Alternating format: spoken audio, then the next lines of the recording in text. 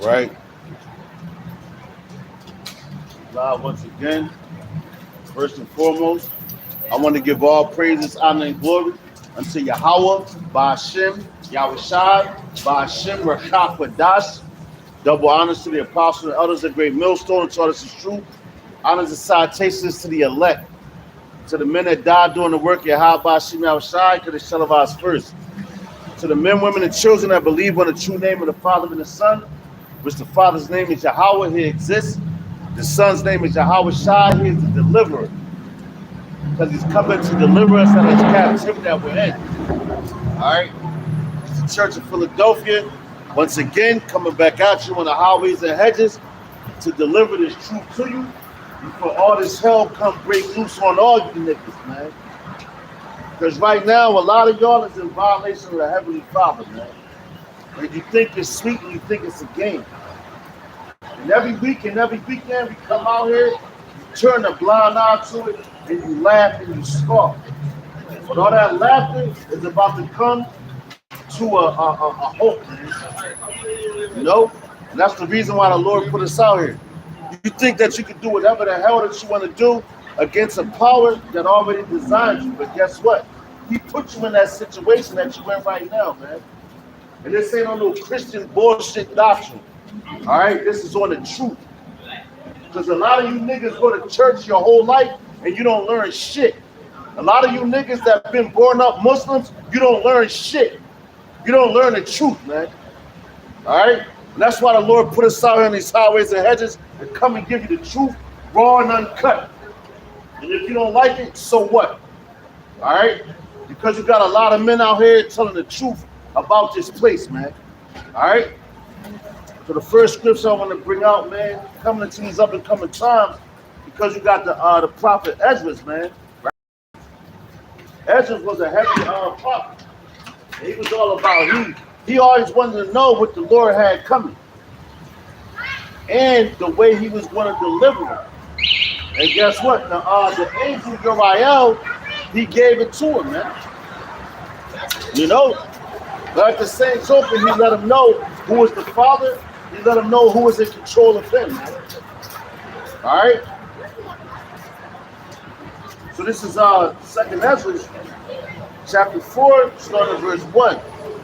It says, "And the angel that was sent unto me, whose name was Uriel, gave me an answer." And y'all, you Muslims, man, and you other different religions, but you don't even understand what the word religion means, man. Which means religio, which means to hold back. So whatever religion that you niggas was brought up in, they lied to you. If they're not telling you the truth, it's called the truth for a reason. So you have to know that. The truth about all these different nations, and the truth about who you are, and the truth about the reason why you're in the condition that you in, man. Hey, what's the truth? I'm about to tell it to you. If you listen. First of all, what do you represent, bro? Islam, this ain't for you. That's why you in this condition you in. Huh? Islam, what's God's name? Allah, that means God. That's the Hebrew word which means God. I can't hear you, brother. You got 99 attributes. Say what? 99 attributes. 99 attributes. That's right. But what is his name? His name, do you have a name? What's your name? Who, Balin? That's it. That's a slave name. Because you wasn't born with that name. That's no, you wasn't. You was brought up in Islam, and they gave you the name from birth. Well, whoever your parents was, they gave you so they gave you a slave name. You don't gotta believe it, but I'm telling you the truth. They gave you a slave name. I am the first person serving. Serving of what? Serving of God. You don't even know who he is. That's not his name. Brother, listen, I'm going to keep going on what I was talking about. Because right now I dealt with dudes like you so many times, man. And that's why, the Lord got you in a situation that you're in. Yahweh. Yahweh. Yah means he. Yahweh means exist. Right? You don't gotta believe it. You're not supposed to. And I know that. That's why I'm not talking to you anymore. Alright? Going back into the lesson. Alright? Because you got all these spirits out here that think they know what's going on, which they don't. They don't even know the condition. They don't even know why they're in the condition at the end that the Lord set them in that. You know? You don't know that you an Israelite. That's who you really are. That's the truth. You an Israelite, man. And the Lord sat you in that chair, man, to sit your ass down until you recognize who He is and pray to Him. You want to pray to the equal God that don't even exist. He don't exist, man. That's why Yahweh, Yah means He. Power exists. That's His name. No other name under the sun can be worshipped. All right. Going back, Salakia, man. Going back to 2nd Ezra, chapter 4, and verse 1. It says, "And the angel that was sent unto Salakia, unto me, whose name was Uriah." Now, who's Uriah? Let me ask you that. Because y'all Muslims think y'all know the angels. What's Uriah? Who was he? Huh? He was a what? No, I'm asking. I asked you a question. You ain't going to answer my question? So you full of shit. Nah, whenever any man asks you something, you're supposed to give him an answer. Even if it's something I don't know. That's how I know you off, man. You off, man. You don't know what the hell you talking about. You was raised in a fucked up situation. But the Lord still can have mercy on you if you allow him to. If you ask him. Nah, bro. Well then, why are you sitting here? Nah, don't listen to nothing I gotta say. Because you don't believe. You said if I was Muslim, you would answer me. That means you full of shit. And that, that's it does. Because I answer any man, I don't care his creed or nothing, I answer. When you supposed to do that as a man. But you just told me I'm not going to answer because you're not Muslim. So listen, bro, go ahead about your business, man. Listen, bro, go ahead about your business. Have a good day, sir. It says, going back into 2nd Ezra, chapter 4 and 1. It says, "And the angel that was sent unto me, whose name was Uriah, and gave me an answer." See that? Gave me an answer. That's an angel that gave a man an answer. Because what? Ezra asked the angel, he asked him a question. But you can't do that. And this is a person that's way above you, way above your pay grade, but you can't answer me. But an angel comes and asks him, and the man answers a question. Huh? Come on, bro. Like right now you playing games, man. No, I'm not. Yes, you is. I just told you. I just read to you the angel Uriah, right? He answered a man's question. I asked you a question, and you can't even answer. So why should I even talk to you? Why should I even talk to you? You asked me what was his name, right? Oh, man, what's his name, brother? I asked you that. Come on, man. Yo, you playing, bro. You playing, bro. You fucking playing, bro. All right, verse 2. Going back into 2nd Ezra, chapter 4 and verse 2. For these simple-minded niggas out here that believe any bullshit. And yo, you know what? This is the consequences of what happens. Right? That's the consequences of what happens when you trust in another God. And guess what? The Lord, if you believe on him, he can raise you up from that situation.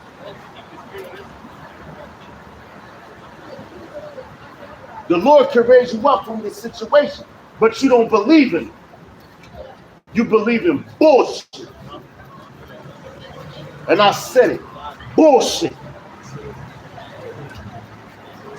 Verse 2. And said, Salaki, let's go back to verse 1. Bring it back from the beginning. This is 2nd chapter 4 and verse 1. And the angel that was sent unto me, whose name was Uriel, gave me an answer. You know what deism mean? And said, Do you know what deism thy mean? heart have gone too far in this world. It says thy heart has gone too far in this world. So that's where your heart went. Your heart went too far in this world. I just told you something. Your heart went too far in this world. And I'm not answering none of your questions after you ain't answer mine. Listen, bro. I'm not answering none of your questions, bro. After what you just said, I'm not answering none of your questions. Because you're not worthy of an answer. You're not worthy of an answer. And said, thy heart have gone, which thy heart is thy life, which means thy mind. Right? It says, have gone far in this world. So your mind has gone far in this world. But you don't even know what the word world means. I guarantee you don't know that. And if I ask you, you're going to have that same dumb look on your face, look into the left-hand side, man. It says, and said, thy heart hath gone too far in this world, and thinkest thou to comprehend the way of the Most High. And a lot of you niggas think that you can comprehend the way of the Most High, man. A lot of you niggas. That's why you say, listen, bro. Yo, bro, I don't care like my language. You talking about my language, but you don't understand what words mean. Yo, you're an unlearned man. You're an unlearned man, but you keep trying to talk to me. And first of all, you're supposed to shut the fuck up and listen. If you don't want to listen, keep it pushing. You don't got to stand here, bro. You don't got to stand here. All you got to do is keep pushing up the block. That's all you got to do, or roll up the block.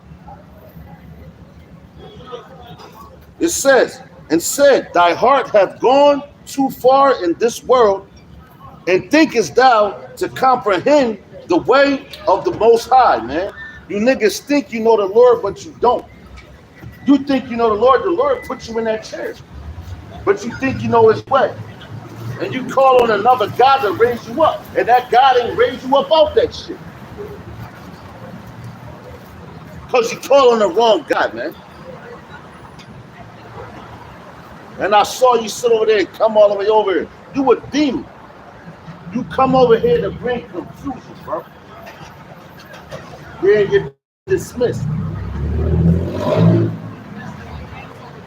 All right? Just like, yo, the man from the rip, that's why me and him can't even have a conversation. Because he said, I'm not going to answer none of your questions because you ain't Muslim. That's crazy. But let a crack ask you a question, you want to answer that. Whether they Muslim or not. No, but that's the truth. If a cracker asks you a question, you will answer it. So get the fuck out of here, bro. The fuck out of here, man. You full of shit. You full of shit, bro. Roll down the block. The fuck out of here, man. It says, verse 4, Salakia, man. Salakia. You know, because we out here to edify. It says, going back to 4, 2nd Ezra chapter 4, and let's go to verse 3. It says, then said I, yea, my Lord, and answered me and said, see, now I just asked this man a question, he said he can't answer it. But yo, the prophet Ezra, he answered the angel, and the angel answered him. That's how you know that it's righteousness. Everything is in complete order, man.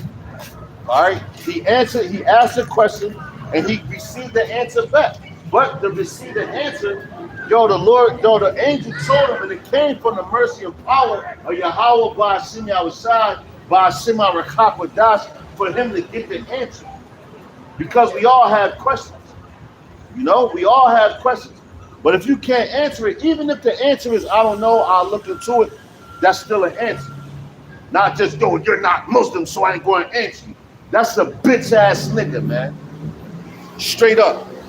And that's the nigga that don't have an answer he don't know. And that's some proud shit.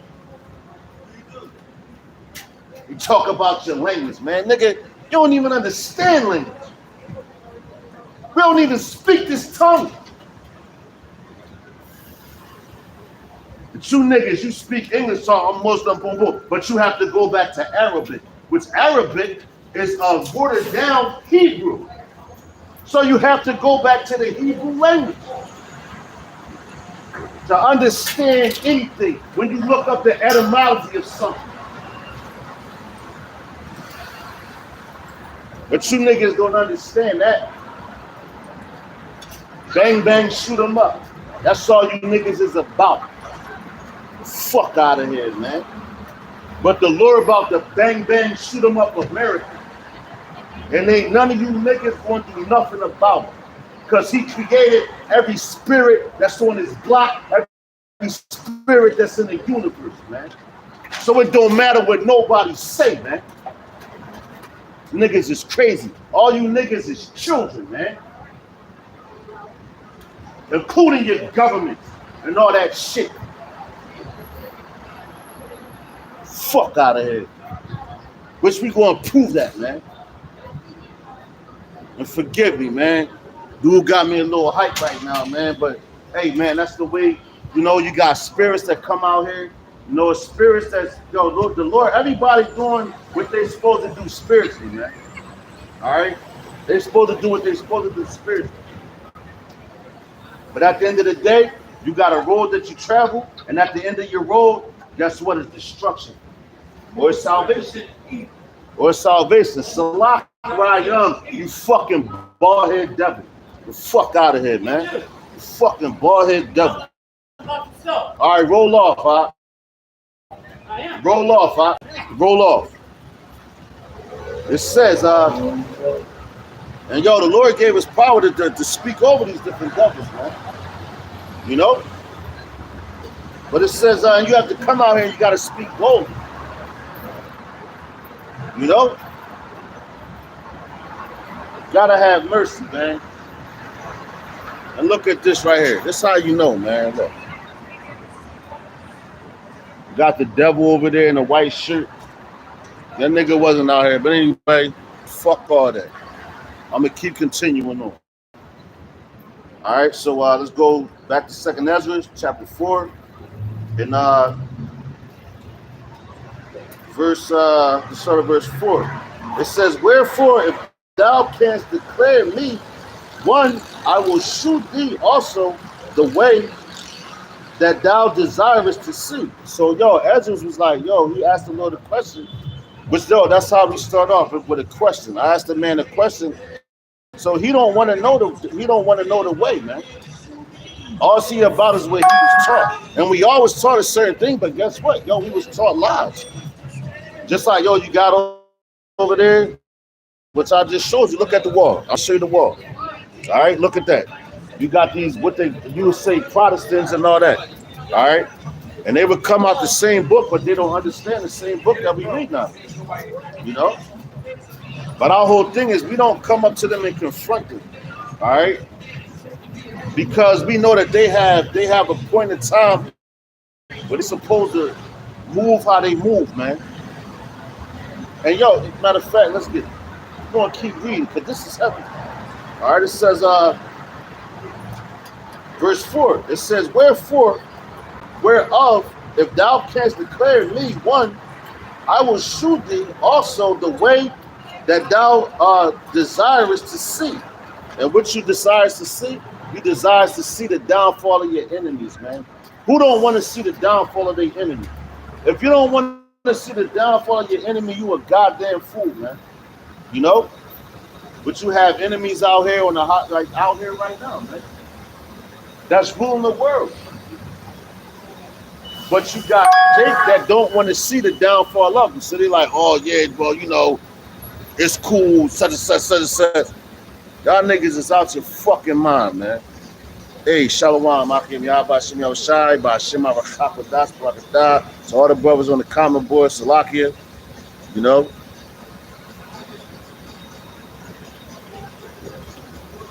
Shalom. But yo, we don't come out here on no sucker stuff, man. We come out here to tell the truth, the whole truth, and nothing but the truth, man. All right, let me keep going because I know like I'm rambling, so forgive me. It says, verse 5. It says, and I said, tell on. All right, so yo, Ezra, I'm gonna go back and forth, but Ezra was telling them the angel. He asked him a question. Tell on, angel. Tell on, Uriel. Tell me more, because he wanted to know. All right.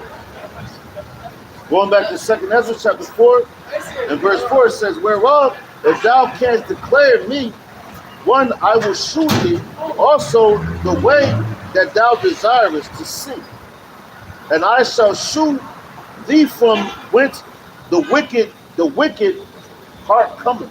All right, so you're going to show him where the wicked heart cometh. And you just see, yo, that's a wicked mind. Your heart is your lie, man, your mind. So he said he's going to show you where the wicked heart coming from, where the wicked mind coming from. You know, and who's the wicked in the scriptures? All right, the wicked is Esau, man. All right, the so-called white man, we call him so-called because it's not going with his skin complexion. All right, it has nothing to do with your skin complexion. It has everything to do with your spirit. All right, we say this week in and week out and all the time, but you niggas, as soon as you say the so-called white man, all bets is out the window. Why? Because you effeminate, bitch-ass niggas, man. All right. Reading on, it says, verse 5, and I said, tell on, my Lord. Then said he unto me, go thy way, weigh me the weight when, or call me again a day, that the Salakia. I'm gonna read that again. I can't see out here, man. I don't got it says, verse 5, it says, and I said, tell on, my Lord. Then said he unto me, go thy way, weigh me the weight of the fire. So he was like, yo, you know everything, man. Tell me how much a fire weighs. All right. But you got men out here that think that they get high and mighty, know too much. They're saying, yo, they think that they could do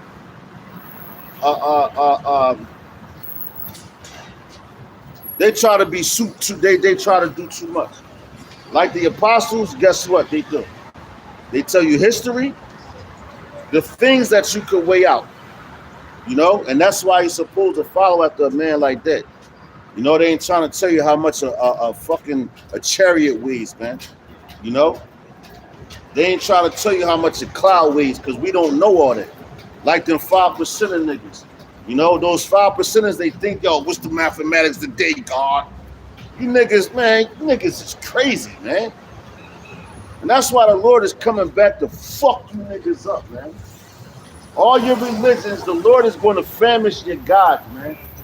Because when that famine comes, it's not just a famine, it's a famine of the word, it's a famine of food, and it's a famine of your gods. Because when you call on your gods in the up and coming time, they're not going to answer you. Because they never was gods to begin with, man. You know? You niggas don't know about the CBDC, all right? Which is your central banking, CBDC, your central banking digital currency, which is coming. Which is what? Your RFID microchip. Which all you niggas that's in the sound of my voice in this whole earth, you're going to have to put that in your skin if you want to thrive in society that's coming up, man. You're going to have to put that in your body. And guess what? It's going to cause you all type of different diseases. But if you look and pay attention, the jab and all that. All these people dropping dead from that. All you niggas is just test dummies for the government, man. That's all you is. Test dummies, and you take it willingly, man. Because you don't understand shit. And you're not willing to listen. Alright, so it says,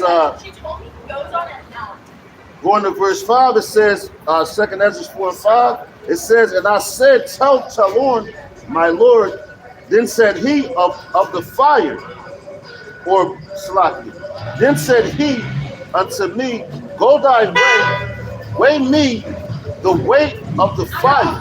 All right, Salaki, forgive me. My eyes ain't that great. All right, it says, weigh me, go thy way, weigh me the weight of the fire, or measure me the blast of the wind, or call me again the day that is past. So he's like, yo, can you call to me yesterday, man? What happened yesterday? Can you bring it back? The only one that can do that is Yahweh Ba'ashim Yahushai, man. Ba'ashim Harachak Qudash. None of you niggas out here, man. You can't bring nothing back that always happened, man. And the Lord says what? He requires that of which is past. So everything you've done in your past lives is going to be required in this life. You might have thought you escaped in your past lives, but it's going to be required of you in this life. Because what? This is the second death. This is the last death. All right? This is the last death that the Lord is bringing to this place, man. And I'm talking about just for the Israelites. All right? Because you other nations, you're not going to get immortality. All right? You're still going to die. But you Israelites, you're not going to die anymore. Why? Because you're not going to sin anymore. All right? It says, what man is able to do that? That thou shouldest ask, that thou shouldest ask of me. So the angel was like, yo, you asking all these questions.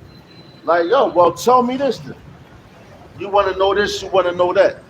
Well, tell me this, and that's something for the Most High Yahweh. That's something small for him.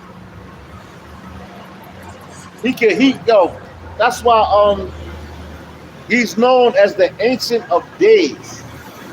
All right? He's the Ancient of Days of Salakia. I'm going on long, man. But these things have to come out, man. All right? It says,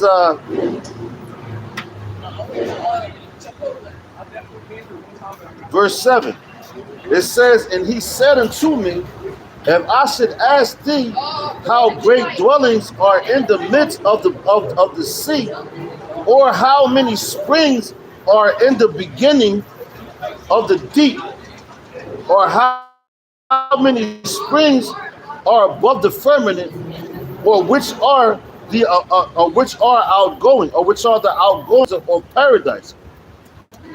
Pre-adventure, thou wouldest say unto me, I never went I never went down into the deep, nor as yet into hell. Neither did I ever climb into Slakia. Neither did I ever climb unto Slakia up into heaven. All right, so yo, that's as was asking him, like, yo, man, you know, yo, first of all, you in the flesh, you never went down to hell, and hell is what? The grave of the pit. While you are alive, while you're living. All right? While you're alive, while you're living, you have never went down into the pit. And when you go into the pit, it's over. Going into what? Ecclesiastes chapter 12, verse 7. That means that your spirit goes back up to the Most High, and your flesh goes back to the ground, man. All right? To the grave or the pit. All right? Let this madness go by, man. But these are the questions that, you know, that a man of the Lord asks the Lord now, man. But it's all written in the scriptures, though. And that's why we sit there and read and everything. But these questions that you got, that Ezra's asking, you got a lot of men out here that's asking because they don't understand. And they're not going to come to a man of understanding to get the answers. Instead, like that nigga that was in a wheelchair that rolled up, which I saw him over there, he want to come over here, and then like you act like you was doing something. No, you wasn't, bro. All you was doing was marking yourself, and furthermore, you're showing who you are. All right, so you gotta realize and understand. And these days and these times, you're gonna have all that going on, man. All right, a lot of men is gonna try to pull you out the faith, and many you look up to, they're gonna be around you, but you have to. That's why you have to be. Right now is the time to draw nearer to Yahweh, Ba'ashem Yahushai, Ba'ashem Arachak, and shouldn't nobody be able to take you out the faith, man. And if you're taken out, guess what? It was preordained for you from the beginning. Just like the elect is preordained, predestined to get salvation. Same thing will happen to men that's going to get burnt up in the fire, man. Which we're going to get into it because it's a beautiful chapter. And Lord's willing, I could go through the whole chapter. This is the foundation of this lesson right here, man. The brothers got scriptures or whatever, throw them up, man. Baba Kusha. All right. But it says, let's go back to verse 7 again. It says, and he said unto me, if I should ask thee how great dwellings are in the midst of the sea, or how many springs are in the beginning of the deep, or how many springs are above the firmament, or which are the outgoings of paradise. So, you don't know that. You can't answer that question. Only Yahweh Ba'ashem Yahushua can answer that. Matter of fact, I'm going to say Yahweh, man. Only he could answer that because he's, matter of fact, Yahweh Shah, because Yahweh Shah, he was given everything. So the Father told him, man, look, this is what's going down. This is how it's going down. All right. But it says, verse 8, preadventure thou wouldest say unto me, into hell. Salaki. It says, preadventure thou wouldest say unto me, I never went down into the deep, nor as yet into hell. Neither did I ever climb up into heaven. Nevertheless, nevertheless now have I asked thee, but only of the fire and wind, and of the and of the day, wherethough thou hast passed, and of things from which thou canst not be separated, and yet canst thou give me no answer of them. So the angel asked him, like, yo, man, you've been here, there, you can't give me no answer of them. All right, it says, he said moreover unto me, thine own things and such as are grown up with thee canst thou not know. I'm gonna read that again. 2nd Ezra chapter 4 and verse 10.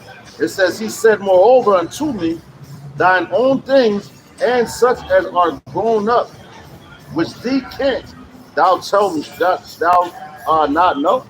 All right, so you're like, damn, whatever you had, you can't tell me about that. Can you tell me about that? So he's asking him a question. All right, which we're going to keep going until that he asks him a question.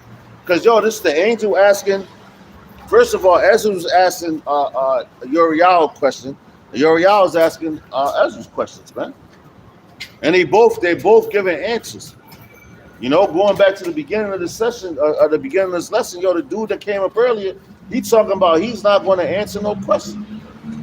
So why would you deal with a man like that? A dude that you can't answer no questions and he can't give you no answer back. He's not of the Most High, man. That's the damn demon. All right? And you see what happened to him. He rolled right around the corner. And the Most High set him into that chair that he's sitting into, man. All right? But keep going. All right? Lord's willing, we can bring out everything, man. All right? But it says, where we at? Verse 10. It says, he said, back in our 2nd Ezra chapter 4 and 10, it says, he said, moreover unto me, thine own Salakia, thine own things, and such are grown up with thee, canst thou not know? Thy way of the highest, and the world being now outwardly corrupted, to understand the corruption that is evident in the sight. I'm gonna read that again. Verse 11. How should thy vessel then be able to comprehend the way of the highest, and the world being now outwardly corrupted? So, the Lord is telling you, how could you were asking all these questions? How do you know about this? Like, because he put everything in order for this place, man. So how you going to understand the things that are corrupt when he did it? Just like Apostle Elder Gabar, man.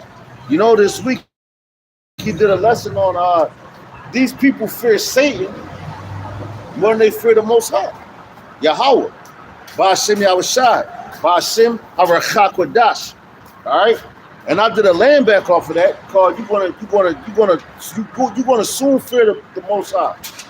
I believe, or to that type of topic. A title, so to speak, Salaki.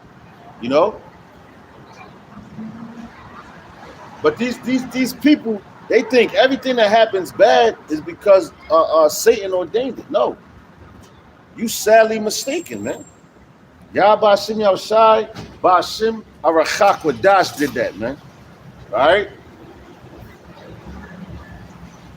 And let's read it again. Verse 11. It says, how should thy vessel then be able to comprehend the way of the highest?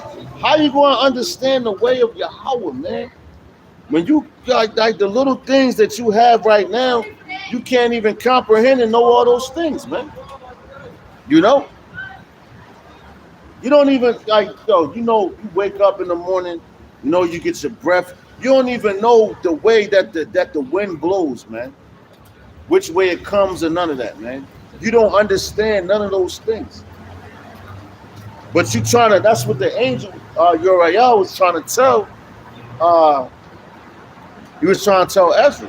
And he like, you don't know this. Like, how you gonna comprehend this, man? All right. Let's keep going. It says, I'm going to read that again.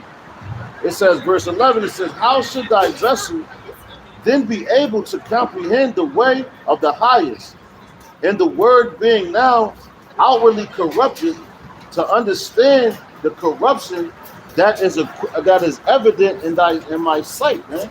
So the Lord told him, like, how you going to understand what is corrupted that's put in my sight, man? Because because these people corrupted the word. You go into these different churches and all that,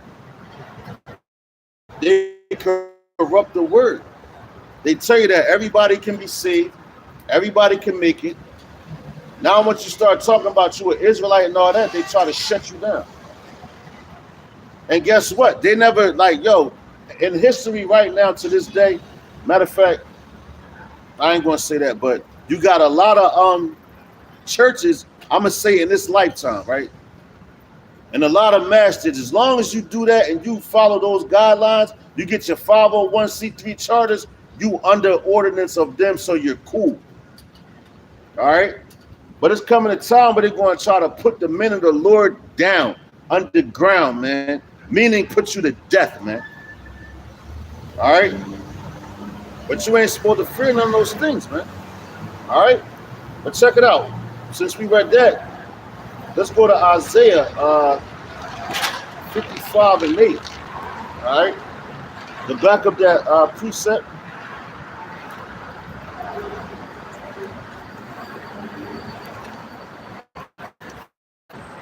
This is Isaiah chapter 55, Shalakia, and verse 8. And the angel was asking, basically he's asking you, how you going to seek out the Lord's thoughts? All right. So this is Isaiah chapter 55, verse 8. It says, for my thoughts are not your thoughts, Neither are your ways my ways, said Yahweh, Ba'ashem Yahushai, Ba'ashem Arachakodash. For as the heavens are higher than the earth, so are my ways higher than your ways, and my thoughts than your thoughts. For as the rain cometh down and the snow from heaven, and returneth not thither, but watereth the earth, and maketh it to bring forth and bud, that it may give seed to the sower, and bread to the eater. Damn, yo, I'm gonna read that again. That's heavy. It says, verse 10, Isaiah 55 and 10. It says, for as the rain cometh down and the snow from heaven, and returneth not thither, but watereth the earth, and maketh it bring and maketh it bring forth and bud, that it may give seed to the sower and bread to the eater, man. You know, so yo, that's the Lord telling you, man, everything that he do, it's a seed being planted, man. All right? And everything that he does is for a reason, and whatever he puts out there is going to accomplish what is sent out there to do, man. All right? It's going to come and do whatever it's supposed to do. All right? Like the rain. Now, everything has a purpose. So even wickedness on this earth has a purpose. Because what? It's going to come to a time where it reaches its peak, then it's going to be shut down, man.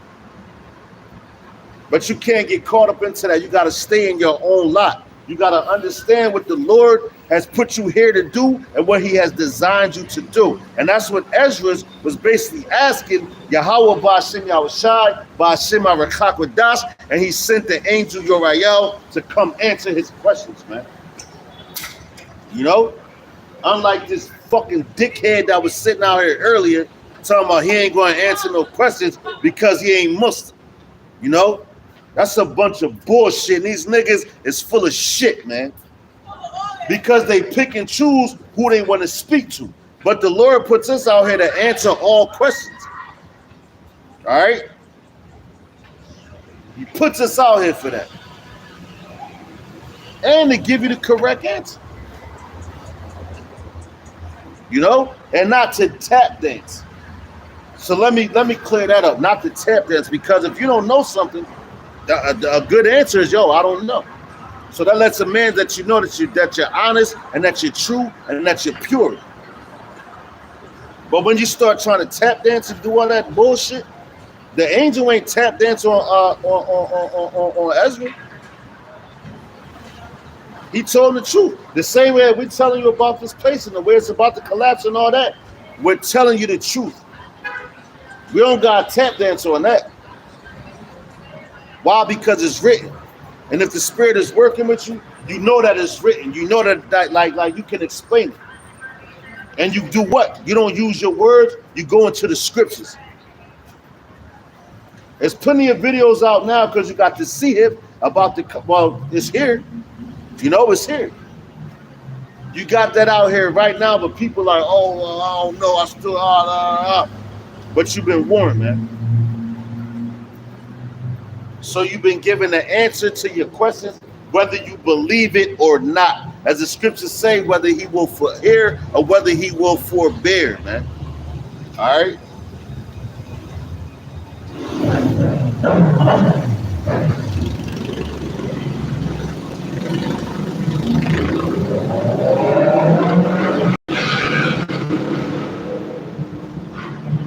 And it says, bread what? To the eater. Right? You put the seed, if you ever had like a garden or anything like that, right?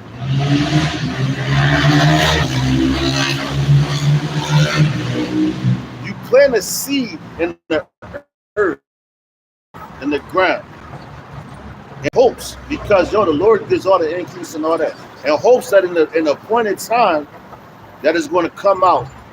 All right, it's going to come out, and you're going to be able to eat off of that seed that was planted. All right, that's what we're doing now. We're planting seeds for who? The elect, to get Like I said, I believe the elect is already sealed. Well, I believe when I say the elect, I believe the 144. I'm gonna say it like that. And the multitudes and all that, I believe they're about to come in. No, that's what we're waiting for before all hell breaks loose and everything like that. All right, because what the one third is going to learn through the elect and get it and understand through the elect. All right, and that's that bread for the eater because the Lord planted the seed of the elect first and foremost, and now guess what? The elect is the ones that be the bread because what's the seed? The seed is Yahushua.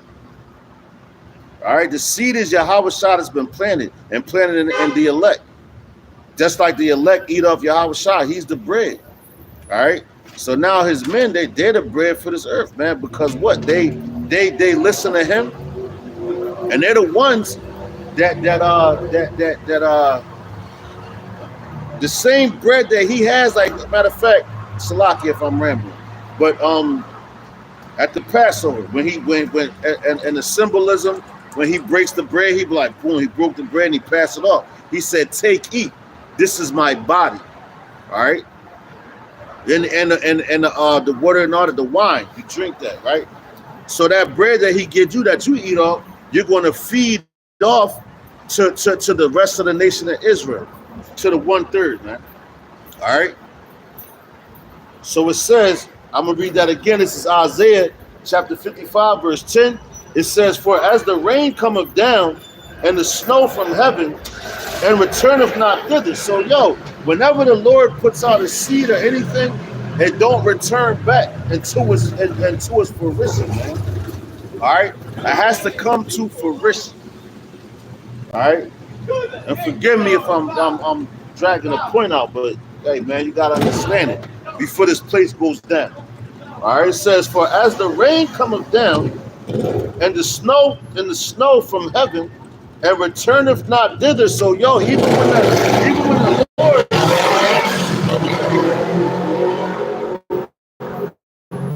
when the Lord let the missiles be shot off from all ends of the earth, once it's shot off, it's not going to return hither back until the silo that has been that it was shot from. All right, it's not going to return back to that. It's when it's shot out, it's going to go do whatever the Lord has for it to do. All right? It says, back in Isaiah chapter 55 and 10, I'm going to start at the top. It says, for as the rain cometh down and the snow from heaven, and returneth not thither, but watereth the earth, and maketh it bring forth the bud, that it may give seed to the sower and bread to the eater, man. So, it's going to give bud to the sower, man. Come on, man. You can't make these things up, man. Call Allah Yahbashim Yahbashai. Bashim Abakakodas for the spirit of truth, man. The understanding of his word, the understanding of his sayings, man. Because everybody can't understand his sayings, man. All right? Let's go to the comment board real quick.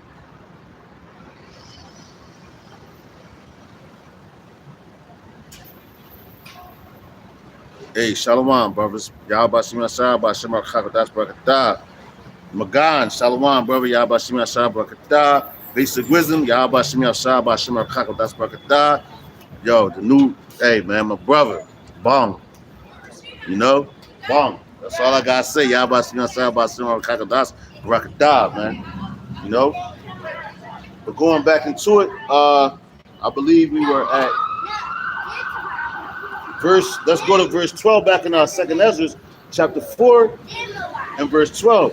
It says, then said I unto him, it were better that we were not at all. And if you a real man and Lord, man, and I'm not taking nothing away from nobody, but I'm gonna say this, man.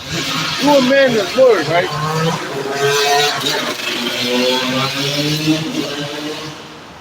And you have any type of compassion or remorse for what you've done, and you understand what you have done in your past lives and all that, man, you're going to take heed, man. you're gonna feel bad about all this, man. You know, because you know, and matter of fact, going into the lesson that the beloved Apostle Elder Gabar did this week about the fear of the Lord, man. If you have the fear of the Lord, you're going to be like, Lord, I don't even know what I did in my past life. So you're going to want to please him that much more in this life, man, to try to get it right. But we know that we've been dealt the judgment that we have been dealt, and we don't even understand, like we don't know it. But that's what's coming into this truth teaches you. Damn, Lord, yo, I did, oh, snap. But you're not, like, he doesn't show you exactly what you did in your past life, because with death wipes away all memory, man. All right? That's why when we here in this flesh now, we come back into this life and we come back into the same life that we was into, you know, and the Lord like, look, man, I'm gonna have mercy. And that's why it says his mercy endure forever. Because one day is of 1,000 years to the Lord. You know, when you go into the book of Daniel, it talks about a week. That's 7 years. But a week to us is what? 7 days. You know? So you gotta understand all these things, man.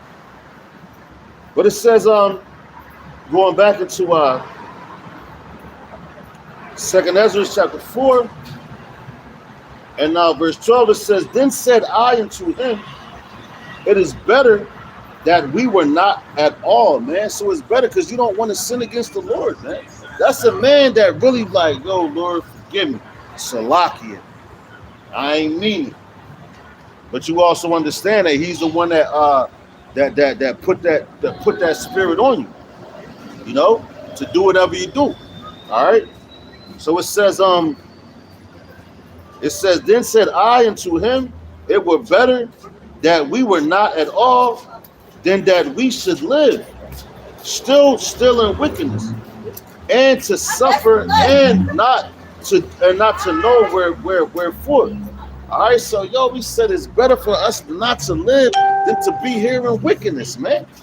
That's a heavy statement. That's a heavy statement because these niggas, you look around you at the people that walk around, they love being in wickedness, man. That's all they love, man. You know, that's their thing. All right, I'm gonna read that again. That's a heavy point. 2nd Ezra chapter 4 and verse 12. Yo, 12 what? That's the 12 tribes. All right, and yo, you got 144,000 out of each tribe. So yo, guess what? That's the elect. And every last single one of them feel the same way that the scriptures talking about. Guarantee you that. Because they're righteous. And all, yo, they're righteous. I'm going to say that. All right. It says, then said I unto him, it were better that we were not at all, than that we should live still in wickedness, and to suffer and not to know whereof. All right, so yo, let's go to Jeremiah chapter 20 and verse 14. Because yo, that's what the elect do, man. All right, the elect do things like that. They think like that. That's their training process. All right, this Jeremiah, right? Because yo, you got men. If you a righteous man, you know you in the flesh. You know that this flesh is death. You know you like, God damn, I want to get up out of this flesh, man. You know. And like, yo, when, because you're released from what? You're released from all this sin, all this pain, all this hurt, man. You know, you back in the spirit world, you back heavenly, you're back stronger, and this change of darkness is released off of you. But you still got to go back and get your judgment to come back down here. But after this time right here, when you get your judgment, I'm talking about Israel, when you get your judgment now, you coming back fully righteous in the kingdom. Because this is the second death. This is the last death, man. All right. So let's go, Salakia. This is where we at? Jeremiah chapter 20. Forgive me. Jeremiah 20.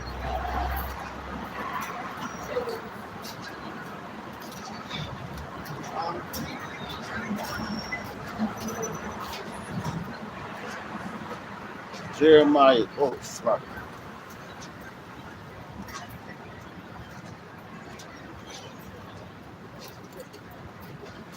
This is Jeremiah chapter 20. Hold on. And verse 14. All right. Start there. This is the book of Jeremiah chapter 20, verse 14. All right, which reads, Cursed be the day wherein I was born. Let not the day wherein my mother bare me be blessed. All right, but you got these men out here talking about, yo, happy, all this and that. And that's the way of the world. Because honestly, you got one birthday. That's the day that you came out your mother's womb, man. You were birthed, you were brought here. And anything else is just how would you say that? I'm trying to think of the word. Like a flashback or a reminiscent of when you were born, you know? Oh yeah, I was born, yo, let's drink this up. Now, if you was in the right spirit, you know what you're going through, you'd be like, man, fuck that. You got one birthday and you got one death day. Here in your age, I'm gonna say that in your age, whenever the Lord brought you back, because you were born and you died. Your sunrise and your sunset. And don't talk about in between. I'm gonna represent fuck out of here. All right? That's Esau shit. Yo, excuse me, officer. Can I ask you a question? Sorry, my fault. Sorry, man. Sorry. Let me go. So you know about the CBDC? No. You don't know nothing about that? No. About the implantable device that they want to put it underneath your skin? It sounds crazy to me. I would never do that. Would you do it? No, never. Okay. I don't want to be trapped. You say you don't want to be trapped, right? Yo, you heard it. He said I don't want to be trapped, man. But that's the truth because, yo, that's something that they're going to try to bring on the whole earth. Not to get off topic, but being as though he walked past, I had to ask him that. And yo, look, this the sergeant that just walked past, but he tried to correct me. You know, see the car out there? See the car? You know? One thing, brothers and sisters, that you gotta understand, I'm talking to the brothers, you can't be scared of these spirits that's out here, man. Because you are in control of them as long as you please the Lord and whatever. Can't no spirit do nothing to you that the Lord hasn't ordained for it to do. All right. So no matter how they come and try to say provoke or antagonize, or it's a better word that I'm looking for. Intimidate. That's it. When they try to intimidate you, they're gonna be able to do that. You keep it cool, calm, and collected. All right. But let's go back to Jeremiah 20 and 14. It says, "Cursed be the day wherein I was born. Let not the day wherein my mother bare me be blessed." But these niggas walking around, you know, they're happy with serving other gods, man. So if you know that, you like, man, I don't want nothing to do with none of this, Lord. Why did you give me this judgment, man? And not saying you going at him or nothing, but you want mercy from him. Lord, why? Yo, Lord, please forgive me. That's the spirit that you're supposed to be in, man. But these niggas out here, I'ma serve y'all, that is bullshit, man. Going into these Christian churches and all that, man. You know? You don't got no remorse, man. Going to verse 15, it says, "Cursed be the man who brought tidings to my father, saying, a man-child is born unto thee, making him very glad." God damn. That's your mentality. That's what your mentality is supposed to be, man. Lord, why you put me here, man? And that's like questionable, like, Lord, man, you don't want to be here, because when you're in the spirit world, you in all your power, you're not locked down to these chains of darkness, man. But that's the judgment for Yahweh Ba'ashem Yahushai, man.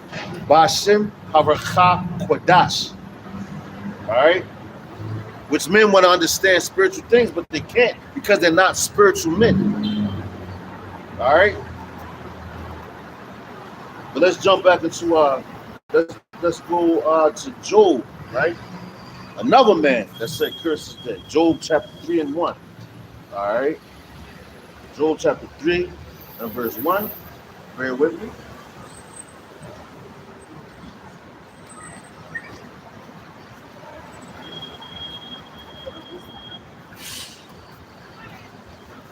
It's the book of Job, chapter 3. Forgive me, bear with me. Yeah.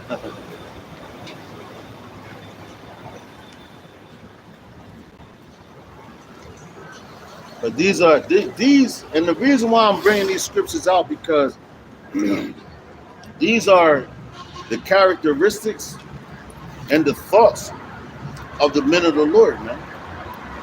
All right, because you can have anybody come, oh, the men of the Lord, we men of the Lord. But let's go into their words, what they said. All right,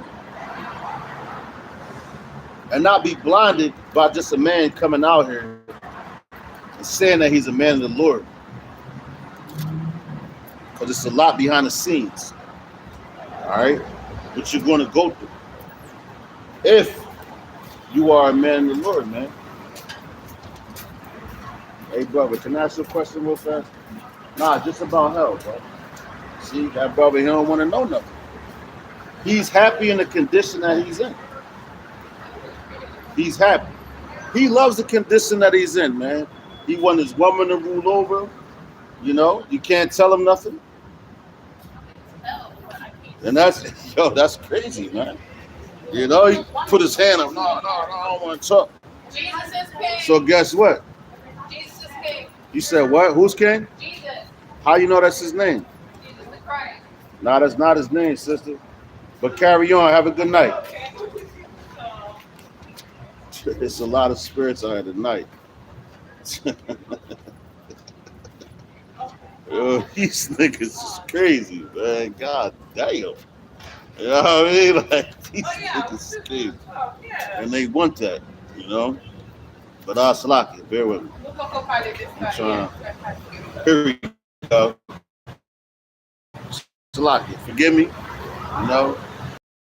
Got a lot going on in my mind, man. This is Job chapter 3. All right? The good brother Job, chapter 3. Job, she said Jesus is king, man. You know, so hey, guess what? In that day, I hope she called on that name. And you know, Isaiah 4 and 1 tells you what?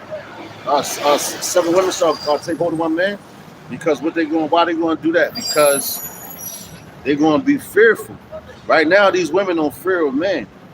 You know, because we're their gods. The same way we fear Yahweh Ba'ashem Yahushai, Ba'ashem Arachakwadas, they supposed to fear us that same way. They supposed to tremble. They supposed to not even say anything wrong out their mouths, man. And fear of what the consequences can be. Because all the judgment comes from him. You know? So he's going to put the judgment in his men and continue to bring it out, man. So they're supposed to worship at your feet, man.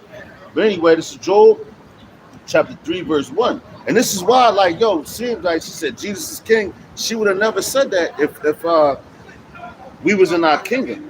First of all, she would already knew the name, man. Then she's speaking out of term and all that shit. You know, but anyway, man, this is Job chapter 3, verse 1. It says, after this opened Job his mouth and cursed his day. See, he cursed his day. What's his day? His birthday. And Job spake and said, let the day perish wherein I was born, and let and the night in which it was said, there is a man child conceived. You know, because look, that's how spiritual that our people are, because you had going into the birth of Yahushua and all that, right? But Yahushua, the angels all came down and spoke to the father first and told, yo, this is going to happen. You're going to have this child. Because the seed comes from what? The father, man. You know? The seed comes from the father. And that's your lineage, your bloodline.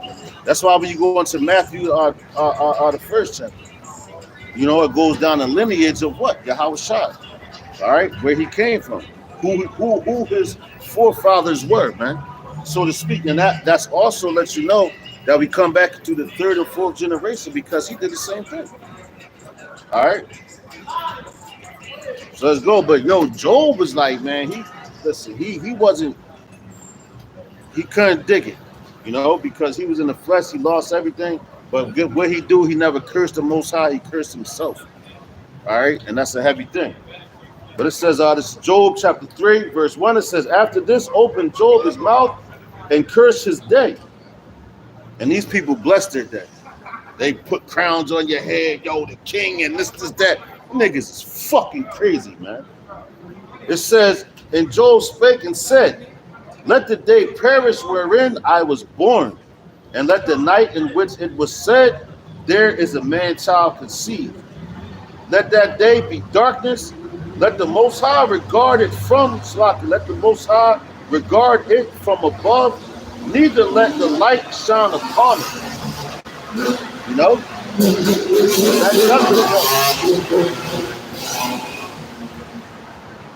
Because that judgment that Job had, that thing was heavy, man. All right, that was a heavy thing that Job had for a man in the flesh to deal with and your mindset. But guess what? He still overcame it. And Job was a man. He was in depression. Like the men of the Lord. A lot of men in the Lord have circumstances and situations where people say he's paranoid. He's schizophrenic. He got a lot going on with him, man. Schizophrenic, paranoid. It's another one. Oh, ADD. All those things, man. Every thing that they have lined up for the men of the Lord, right? That's a condition, because they wouldn't give you none of those conditions if you would just went with the flow. That's why they give you medicine.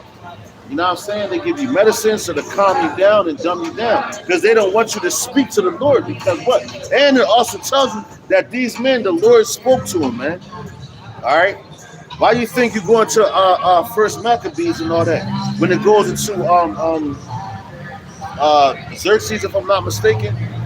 When they wanted the men to wear hats, the men of Israel to wear hats, because they were trying to block us from connecting with the power.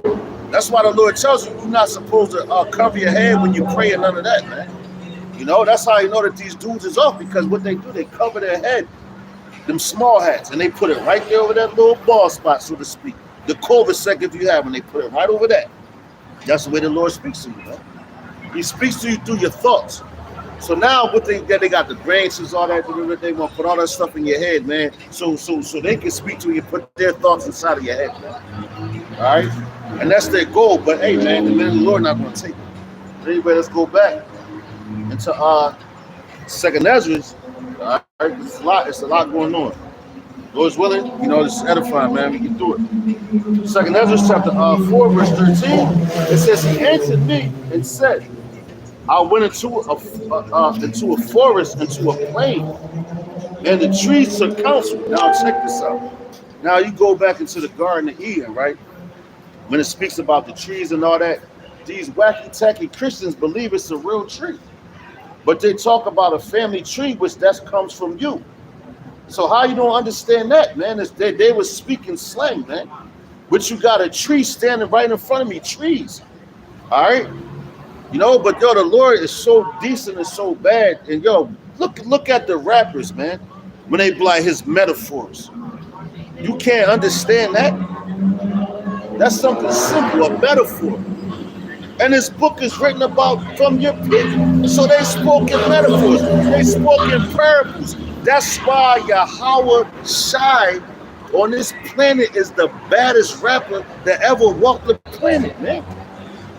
Because his metaphors are so deep, you just figuring them out now, man. Like honestly, I used to listen to Redman growing up, man. And it was a bar he said, to this day I still think like, damn, because he spoke Korean on the song damn, that's the name of the song, Blow Your Mind. And that's the bars that the Lord spits blows your mind when he reveals it to you, man. Straight like that. Lord's bars blows your mind, man. You know? Because, yo, he has to reveal it to you. Just like every time that when he was around the apostles and all that speaking, the disciples and all that, and they was like, Lord, why you speaking to them in parables? And then he broke it down to them. Shalom, brother. And when he broke it down to them, they was like, oh, shit. Because he gave it to them. You know? The essentials is the word. You know? The essentials is the word. I'm saying that because the dude walked past, his t-shirt says essentials. And the essentials is the word of Yahweh, Ba'ashem Yahushai, Ba'ashem Arachakwadash. You know? But let's go back. Let's go to 2nd Ezra again, chapter 4. And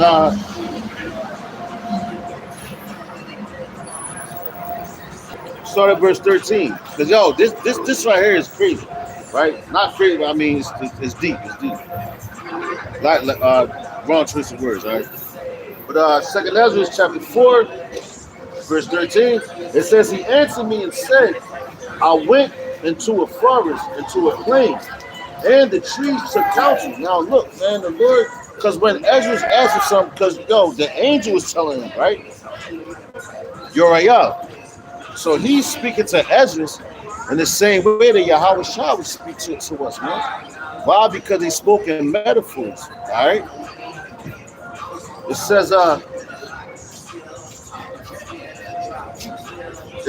and said, come, let us go and make war against the sea, that it may depart away before us, and that we may make us more woods. All right, so yo, what do you think the elites are doing right now? If you want to look at the woods, we're in the woods, right? Look at the Garden of Eden. We are trees. Lord chose not to deal with certain trees. All right. So they're saying, let us make us more wood. Let us put these people, let us draw these people near to us, and let us heap them onto us. All right. Let us make them like us. All right. So yo, this the angel speaking, telling Ezra these things, man, and he's speaking to him, and prayer because what? The woods got a place to reign. They got a time. Until their time is up, then the Lord is going to come wipe them out and replenish and restore everything. All right, going into what? Ecclesiastes chapter 3, starting at verse 1. It's a time and a place for everything under the sun, man. It's a time and a place for everything under heaven, man. All right, but yo, you want to see, because yo, people there right now are telling them to pick a side. All right, pick a side, pick who you riding with, man. Because whoever you pick, who you riding with, that's who you dying with, man. All right, who you riding with, that's who you dying with. Once you choose that side, it ain't no wavering, man. All right, whatever block you on, that's what block you stay on, man. All right. So it says, the term so you niggas understand it. All right. But it says, all right, let's go to verse 14. 2nd Ezra chapter 4:14. It says, and said, come, let us go and make war against the sea. All right. Now this is after the trees take counsel. So now they want to go make war against the sea because they're trying to bring things unto them. And this is all parables, man. This is all parables that's written. It says and said, come, let us go and make war against the sea, that it may depart away, and that we may make us more woods, man. So they're telling the men of the Lord right now, yo, let's go make war with them so they depart away from us. Because they don't want us on the highways and hedges, man. You know? They want everything to go their way. And that's why they're raising up everything that they're doing. Every law, everything that the CBDC is doing, they're trying to overstep their boundaries. All right? If you understand what I'm saying, they're trying to overstep their boundaries because the Lord put a time limit on everything, man. All right. He put a time limit on everything under the sun. All right. It says, verse 14 again, Salaki. It says, "And said, Come, let us go and make war against the sea, that it may depart away before us, and that we may make us more woods." All right, so they want to heap onto themselves. All right, verse 15. It says the flood. So this is all these different nations coming together. When you think about it, this all these different nations coming together, and they like, yo, I'm about to do this, I'm about to do that. The new world order, so to speak. Because all these different nations, they have the sea hip in place, they have the technology in place, but now they like, that's why we about to go to World War III, because in World War III, they like, yo, man, you know what? We going to come against each other. We going to fight, you know, to make sure that whoever, we're fighting for our land, but the Lord already gave you your lands, your boundaries, which you cannot pass, man. You know, so now you're overstepping your boundaries, and for that, it's going to be a consequence. But let's keep reading. All right, it says, verse 15, back in 2nd Ezra chapter 4 and 15. It says the floods of the sea also in like manner took counsel and said, Come, let us go up and subdue the woods. And that's what they're doing now. You got all these people coming together, you know, and they're like, yo, we're going to be the next thing popping here. All right. In Babylon and all that, or wherever you go. They're basically telling you, you know, we're going to be the next thing going on, you know, and that's how it's going down. Salaki, let's read the scripture my brother Magan put up. This is what's that? Ezra chapter 12 and 28. Salaki. It says, "Therefore say unto them, Thus saith Yahweh Ba'ashem Yahushai, Ba'ashem Arachakwadash, there shall none of my words be prolonged." That's right. None of my words be prolonged anymore. But the word which I have spoken shall be done, saith Yahweh, Ba'ashem Yahushai, Ba'ashem Arachakwadash, man. And that's what we want, man. Yo, that's the water, bro. The water, bro. That's a beautiful precept. Because that's the reason why we out here, man. And we have to understand that's why we out here teaching them, we telling you what's about to happen, man. This ain't no game. All right? This ain't no game. This ain't something we just come to do on the weekend and all that. No. This is life or death, man. And if you don't understand that, you're going to die right here in Babylon with the rest of these fucking dickheads out here that think this is a fucking game, man. And if they don't like my language, fuck them. You know? It says, the water for that, bro. Going back in the 2nd Ezra chapter 4 and verse, let's go to 15, Salak. Let's go to 15. It says, the floods of the sea also in like manner took counsel and said, Come, let us go up.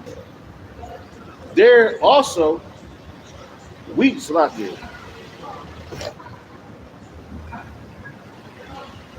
Salak, let me calm down. Again. 2nd Ezra chapter 4 and 15. It says the floods of the sea also in like manner took counsel and said, Come, let us go up and subdue the woods of the plain, that there also we may make us another country. See that? It said that we shall make another country. And what these other people doing now, they're trying to come here. That's there. You got your foreigners, right, from different countries. Now you got what? Putin is going at Ukraine, but they are the same people, for real. They're the same people. So they going at each other, right? They going at each other for what?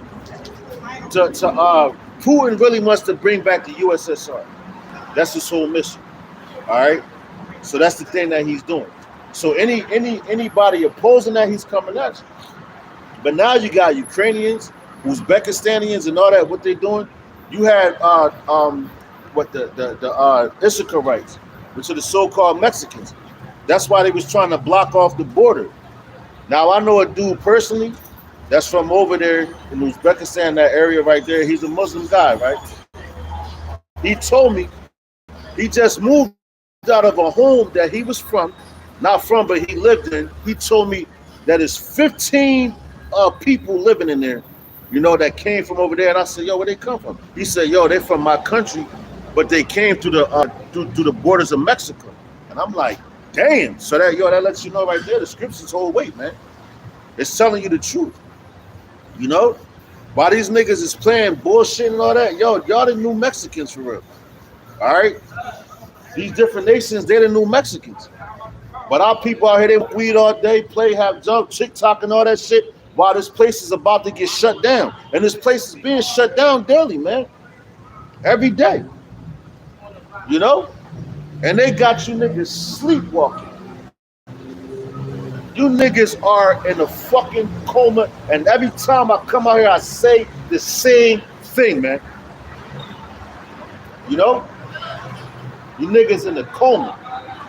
You got these little niggas coming out here talking shit, man. Listen, you niggas, y'all like a fucking flea that you gotta swat away. Get the fuck out of here, man. We got bigger fish to fry, man. You know?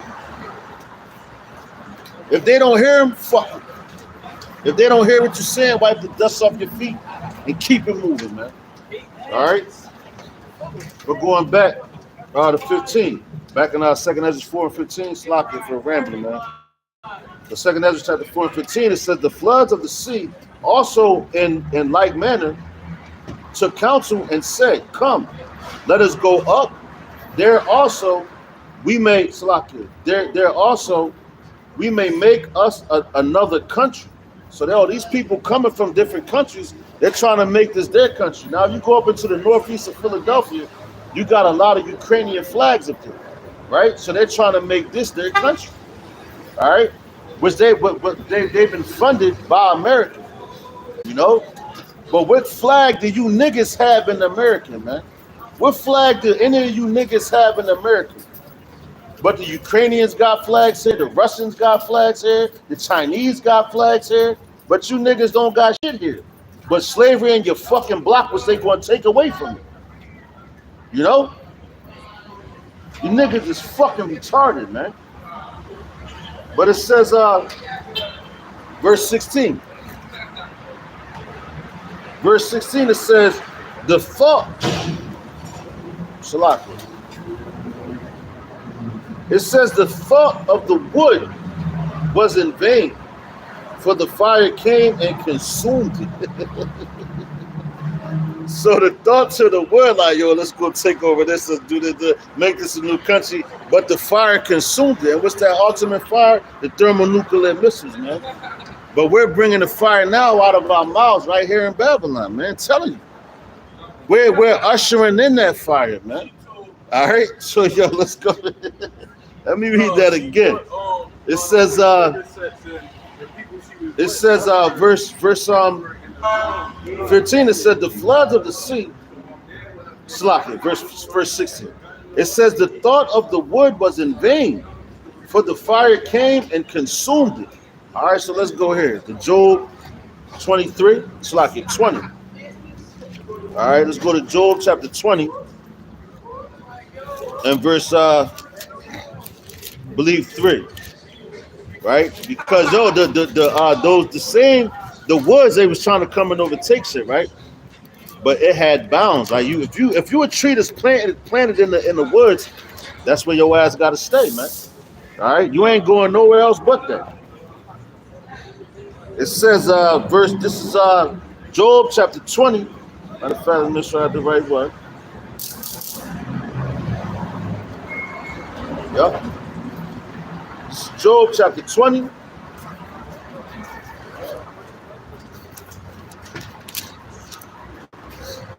And verse 23. Matter of fact, let's start at verse 20. Job chapter 20, verse 20 says, surely he shall not feel quietness in his belly. He shall not save of that which he desired. And yo, did not, when we go back into you go back into our second Ezra 4, right? And 15. It said the floods of the sea also in like manner took counsel and said, come, let us go up and subdue the woods of the plains. So yo, they was trying to, the woods like, yo, we about to go do this, man. We taking this thing down, you know? But at the end of the day, the Lord gave them the words that should represent his people, whatever, man. You know, because everything is spoken in parables and metaphors. But the Lord, like, yo, y'all think y'all going to do this? Yo, I set you in your lot, man. I set you in your place. I gave you you're coming up, and I gave you you're going down. So how you going to try to overgo that, man? You know, and that's how you know that the mindset of a devil too, man. It shows you the characteristics of a devil, man. All right. So let's go back. Matter of fact, let's go back into second Ezra. Let me go hop back into Job. So like I know I'm jumping around a little bit, so forgive me, bear with me. All right, it says the thought of the wood was in vain, for the fire came and consumed it, because it was like, yo, the word like, yo, I'm gonna do my own thing. You know, this chapter is heavy, so forgive me, because yo, you could go on this joint for hours and hours and hours just with this chapter right here, you know, but it's heavy. All right, so let's go back into Job. Chapter 20 and Salakia, 20 and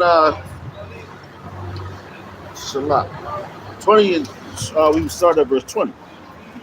So it says, surely he shall not fill the quietness in his belly. All right, so he's not going to be full. It says he shall not save of that which he desires. So anything that he wants. Just like he want to put everybody in slavery and all that underneath the planet, he's not going to get all that, right? It says, there shall none of his meat be left. Therefore shall no man look for his goods. All right? In the fullness of his sufficiency, he shall be in straits. So straits is like a difficult way, man. When you in straits, that's like you know, when they say a straitjacket, that's something difficult for a person to move in. All right? But that's what the Lord about to put these men in a straitjacket, because of what they're trying to do to us.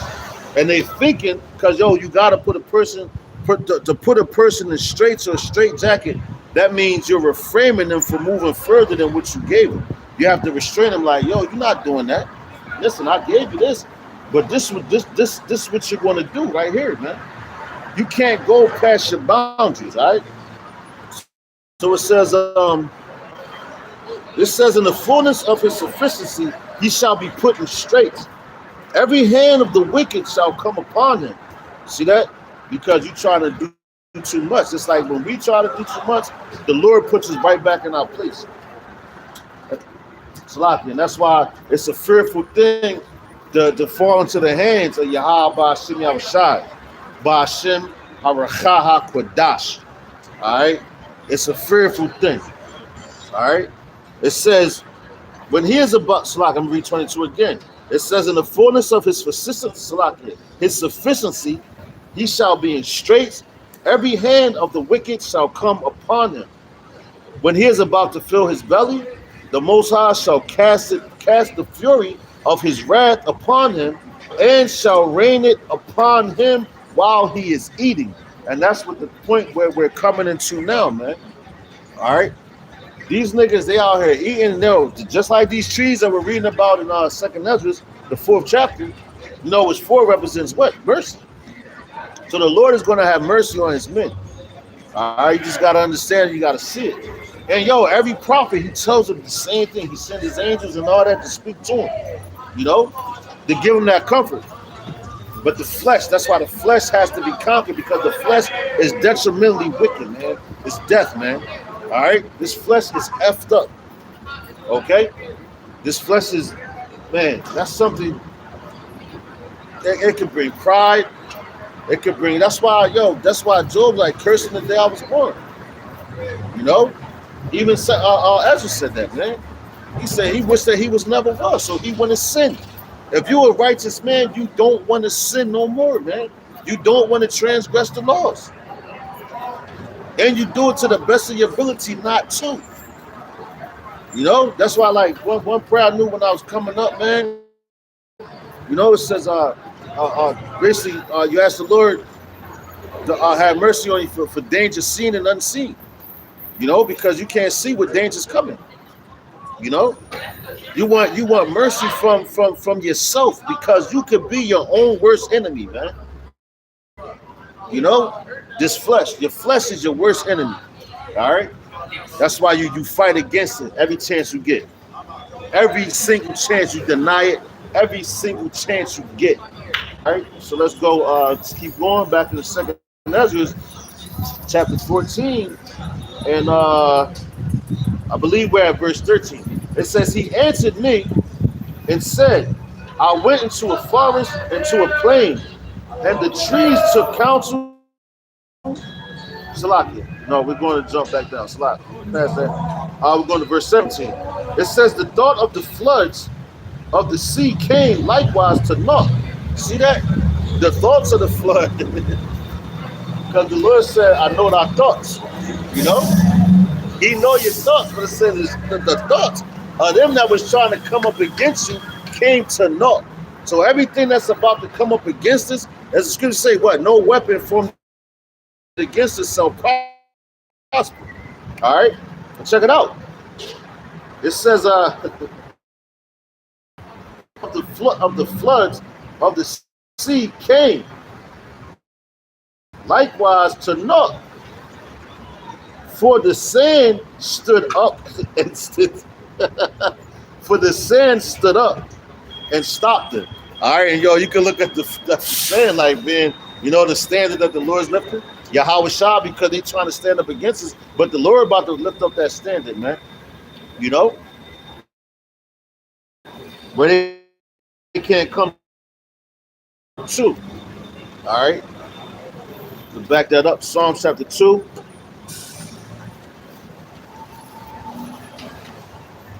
Psalms 2 and leave 1. Let's get it.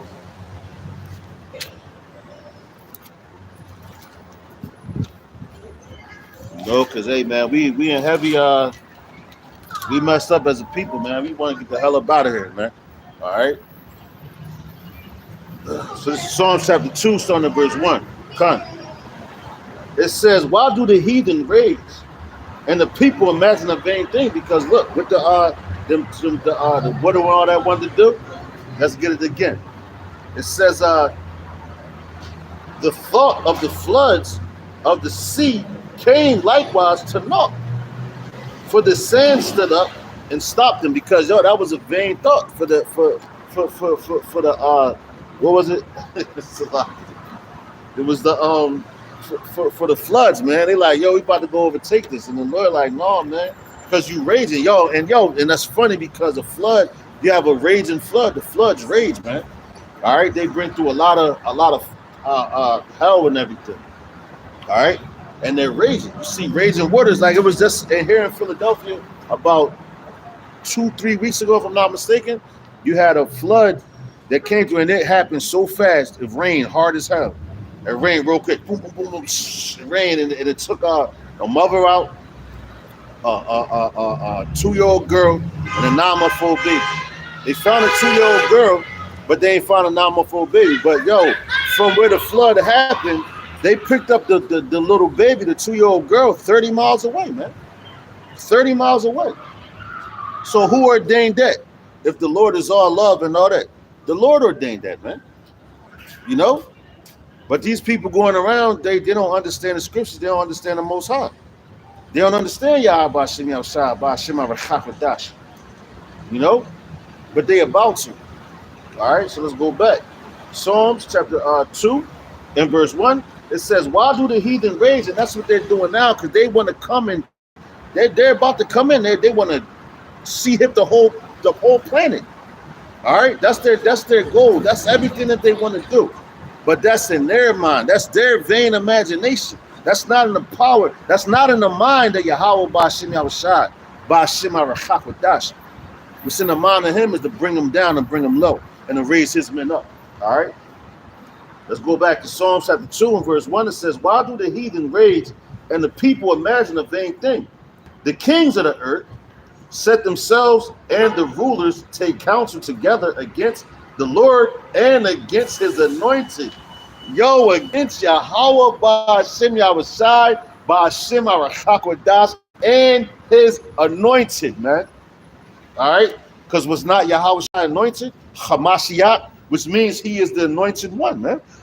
All right? He's the anointed one.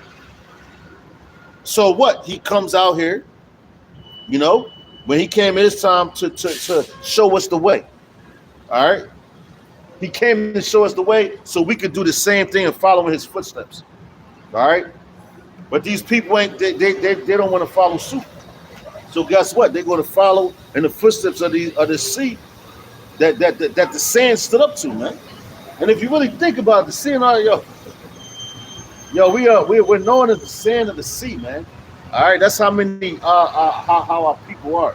We're numbered as that, an innumerable number. All right, but we know the number of the elect, which is 144,000 chosen and multitudes. That's still innumerable because all you got is 144,000. All right, the multitudes is innumerable because you don't know how many that is. All right, but it says coming at his anointing. It says, let us break their bands asunder and cast away their cords from us. He that sitteth in the heavens shall laugh. Yahweh Yahushua shall have them in derision. And that's how these the sea and all that was derision, man. You know? It was in derision.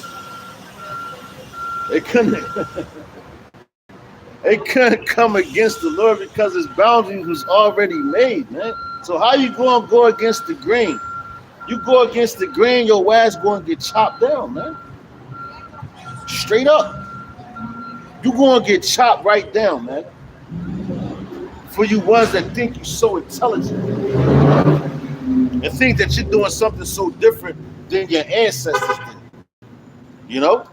You ain't doing nothing different, man. All right. It says, verse 5, it says, then shall he speak unto them in his wrath and vex them in his sore displeasure. So, the same way that the sea tried to come up and that and the sand stopped them, they got vexed in their plan and the Lord stopped all that, man. Because he like, you overstepping your boundaries. You know how when you dealing with a person and you do too much to them, they like, you can stay in your lane. That's why they be like, stay in your lane. But when you overstep your lane, now you like, God, what's up with you? You in violation. Now that's time for you to stand up and do something. You know? But you have to understand that, like, man, the metaphors of the scriptures is phenomenal, man. You know? And it's so simple. It's so simple because the Lord uses everything. We all came from the ground, but the Lord uses everything that we came from around us to explain things. That's why it says it's right in front of your face, man. The kingdom of heaven is right in front of your face. But you niggas can't see that because the Lord ain't dealing with you, man. You know a tree by its fruit. All right. But let's go back. Let's jump back. All right, because the Lord going to shut all you down. No matter what your plans are, whatever you're trying to do, the Lord going to shut you right down, man. All right. So let's go back to 2nd Ezra chapter 4. And matter of fact, Salah, forgive me. But furthermore, back to that, let's go to Isaiah 59 and 19. All right, Isaiah 59, verse 19.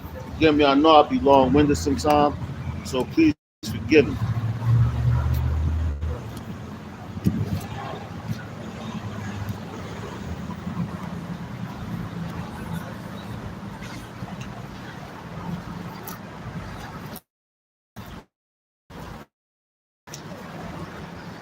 Isaiah 59:19. Okay. Isaiah chapter 59, verse 19, it says, so shall they fear the name of Yahweh Ba'ashem Yahushai Ba'ashem Arachakodas from the west, and his glory from the rising of the sun. When the enemy shall come in like a flood, The spirit of Yahweh Ba'ashem Yahushai, Ba'ashem Arachakodash shall lift up a standard against him. Now look, we go back, brought that out, go back to the point in here, Second Ezra, all right, chapter 4 and verse 17, it says, the thought of the floods, all right, and that's why I brought that out, because of the floods, because the enemy is going to come in like a flood, so you could equivalent that to Esau. Because that's what they're about to do for real. They're about to come in like a flood. And when the flood comes through, yo, I just mentioned with the little child, and that was a little child. So don't think that you're safe because you got your mother, your father, you in the truth or anything like that. Yo, they're coming to rip your ass out of there, man. All right, and they're going to take you like, yo, that baby got taken and it came in so fast. That's a violent thing when the flood comes through. All right. So when those waters came through, it snatched the baby 30 miles away from where he actually from where he actually was actually the water actually caught him at, man. You know? And that's heavy. And yo, guess what? That's all the Lord's doing. That's not no man's doing. All right? That's not a man's doing at all. That all came from Yahweh, Ba'ashem, Yahushua, Ba'ashem, Aracha, Kodash. All right? All that came from him. All right? And the same thing now. Guess what? Wherever you live at, they're going to snatch you out your homes and take you way far from your people, man. And far from your home, man. Because they coming in like a flood. But the Lord to his men is going to lift up a standard. All right? He's going to lift up a way for them to escape, whether he make you invisible, whatever. Hey, man, the Lord is in control of all the elements, man. All right? And this is prophecy, because what? The CBDC is not playing. This is a transition of power. This is a transition of currency. That's why you have inflation and all that. My dad just sent me a text, a screenshot of the houses in Miami right now. And it was a 6-bedroom, if I'm not mistaken. It was for like $13,000 a month, man. A 2-bedroom apartment was like $6,000 a month, man. You know? So that's inflation. Wow, when you cause inflation, you cause our economy to collapse. So now you overspun your funds, you know, and this country been teaching you about debt your whole life, man. Because when a person gets in so much debt they can't do it, what they do, file bankruptcy. When you file bankruptcy, you can start over again. It might put a stain on you, but you can start all over again. You know, so this country basically it's about to file bankruptcy, and whatever that you have and whatever assets that you have, they're going to take it away from you, and you have to start fresh, man. You know, you're going to have to start fresh, all over from scratch. But now, because it's a new currency, they're going to be like, oh, well, you know what, we'll give you this, you know, good faith, good favor. You know, this devil is tricky, man. But if you understand him, listen, man, the Lord is dealing with you. All right. But going back, where we at? Second Ezra, chapter. Hold on, no, I think we was in Isaiah 59.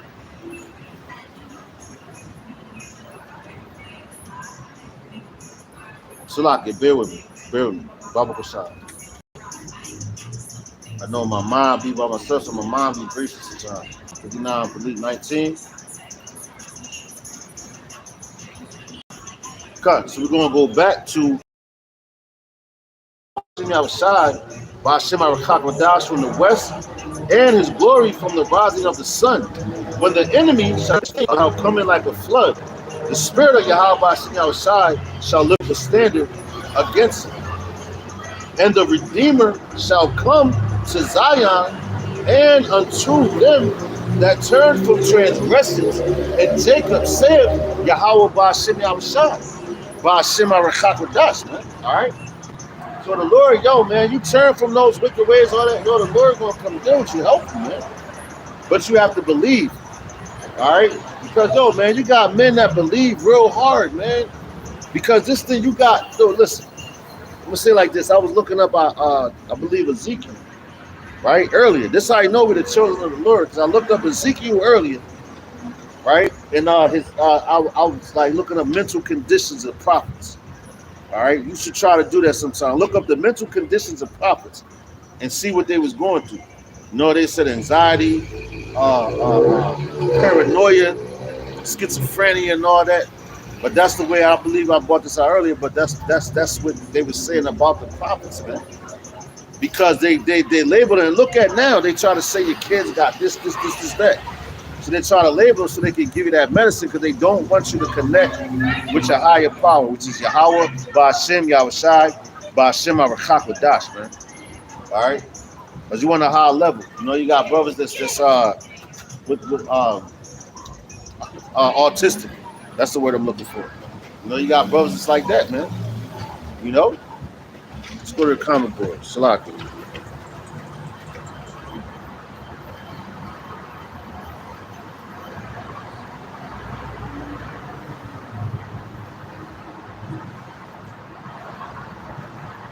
Yo, that's right, brother. Magan, that's right. That's right. They love not their lives unto death, man. You know? Because the prophets, they don't love their life. Because if you love your life, as the scriptures say, man, he that loves his life shall lose it. All right? You're going to lose your life right here. Your life is already lost, for real, for real. Your life, basically, with your life that you had before, it wasn't really your life, man. So you forget about all that and you gain life by coming into this truth because the truth is all about life, man. All right?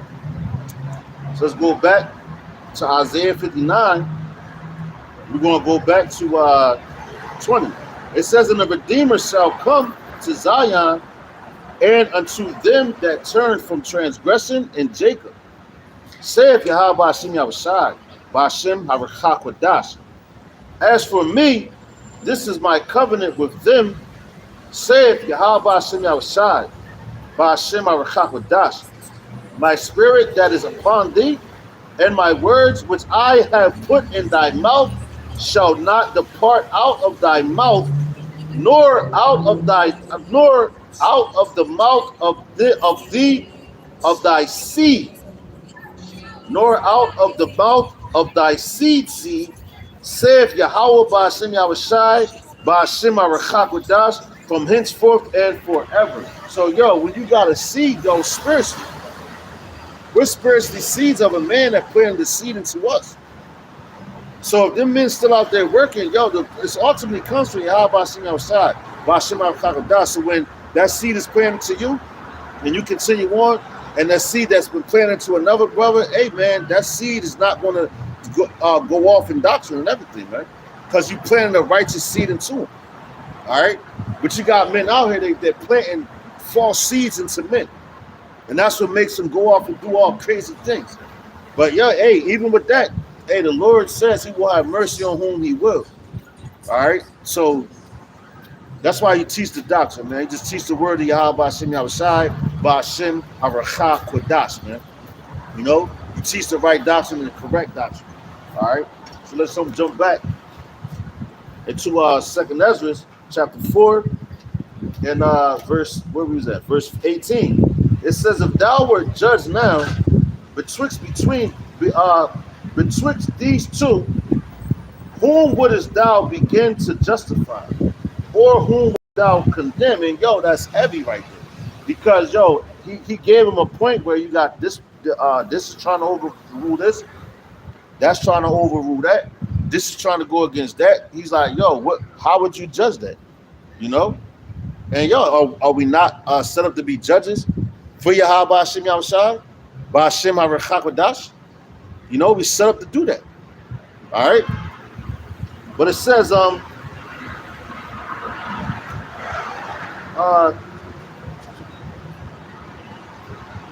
matter of fact, let's go to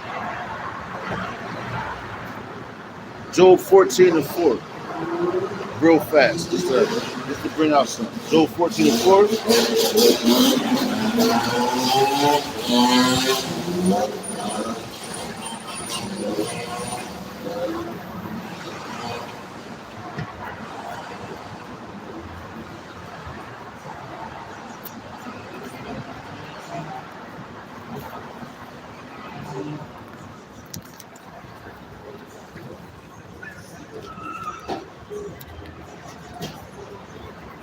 It's Just bear with me real quick.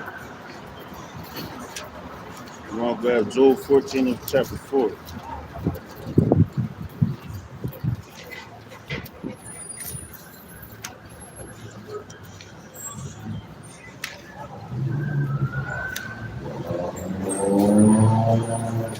I get a little hype sometimes, so just bear with me, man.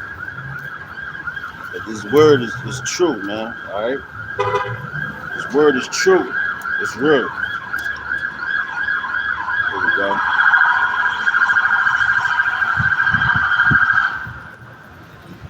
I said Job 14 and 4. Look, as soon as that cop just rolled by, a gust of wind just came. A gust of wind as judgment coming speedily to whoever that cop is going to, man. You know? 14 and 4. It's a lot.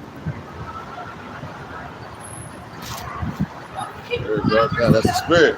That's the spirit, y'all. Job 14 and 4. And y'all, that's 144. All right, so this is Job chapter 14, verse 4. It says,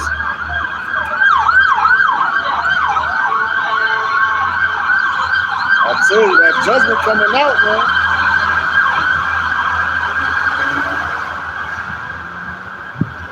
You smell the tire, yo. If you was out here, you could smell how fast they was moving because you could smell the burnt rubber. How fast they was hitting the gas. That's how fast the Lord gonna be on your ass. Yo, this is Job chapter 14, and that's in verse 4. It says, who can bring a clean thing out of an unclean? Not one.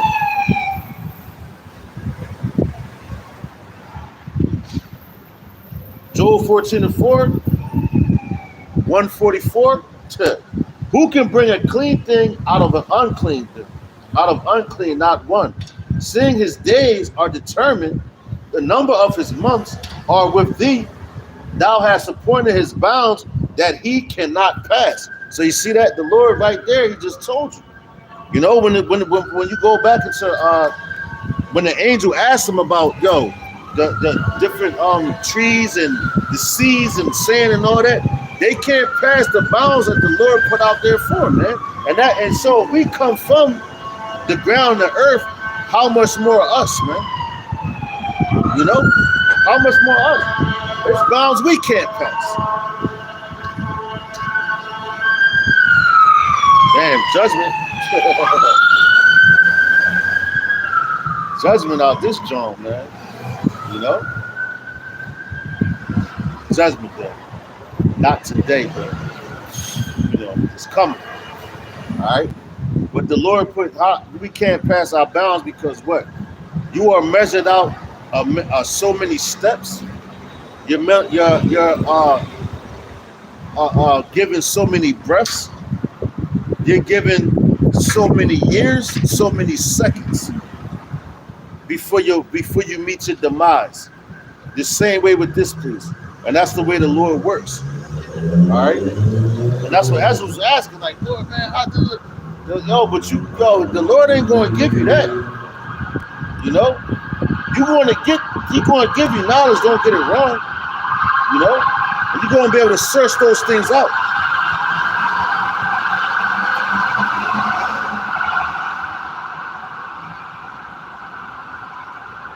Once again, man. Once again. But you'll be able to search those things out. I didn't even know it was that late. But whatever. Let's get it. It says, who could bring it back in Job chapter 14 and 4? It says, who could bring a clean thing out of an unclean? Not one. Seeing his days are determined, the number of his months are with thee. Thou hast appointed his bounds that he cannot pass. Turn from him that he may rest till he shall accomplish as a hireling his day. So hey man, guess what? Yo, damn. So you're hired. You're all hired by the Lord to do a job, man. All right, and you're going to do your job to the T because the Lord put it in your spirit to do so, man. All right. You going to do the job that the Lord appointed for your ass, man. And there's no getting around it. So wherever it's supposed to be the wicked, you're going to be the wicked until your day cometh. And you're going to do it to the T. All right? To the T. It ain't no stopping none of that, man. You know? See, look, and it was a point in time for this to happen. Because guess what? The Lord is bringing everything to a standstill in Babylon, man. This place is coming to its end, man, and rightfully so.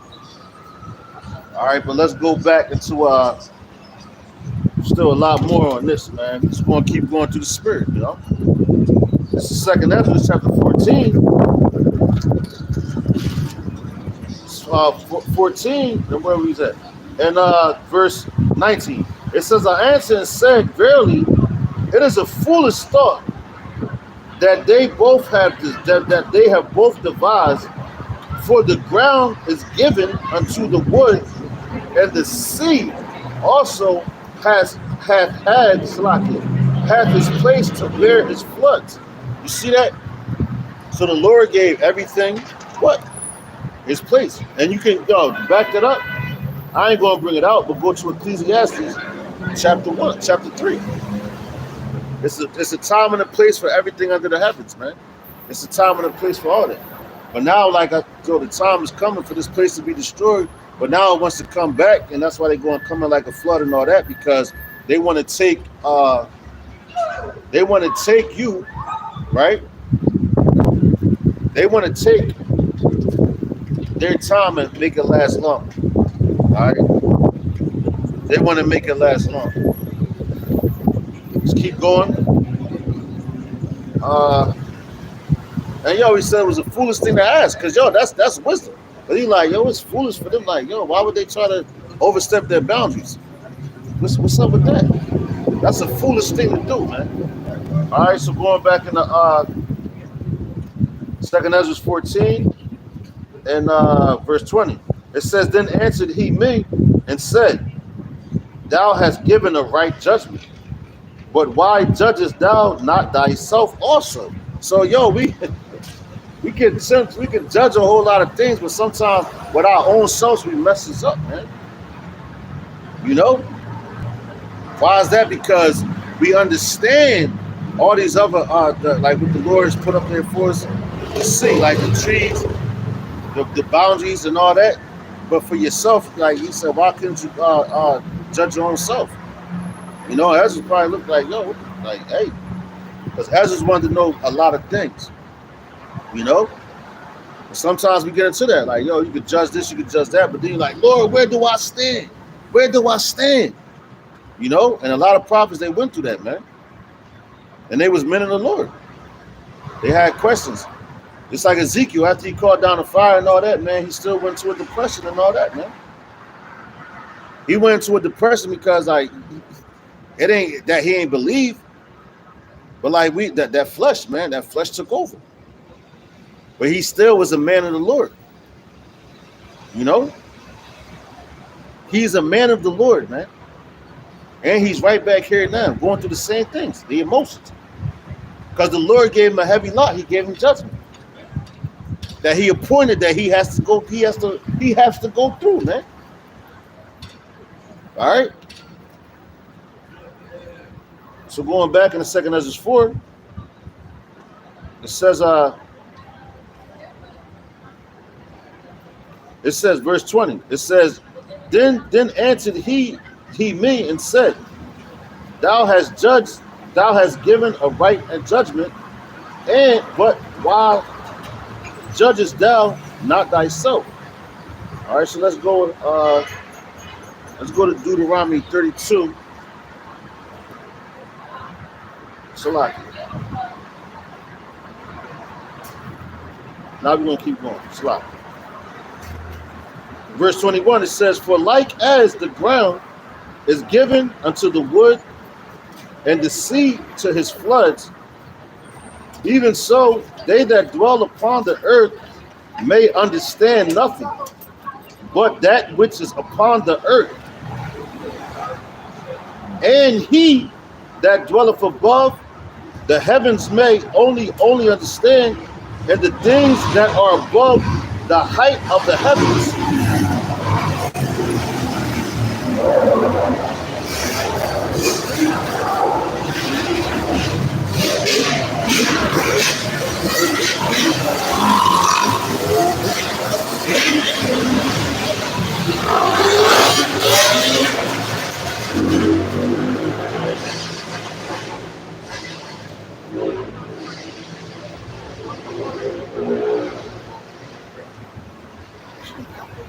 They better hope they got them bikes in that day, man.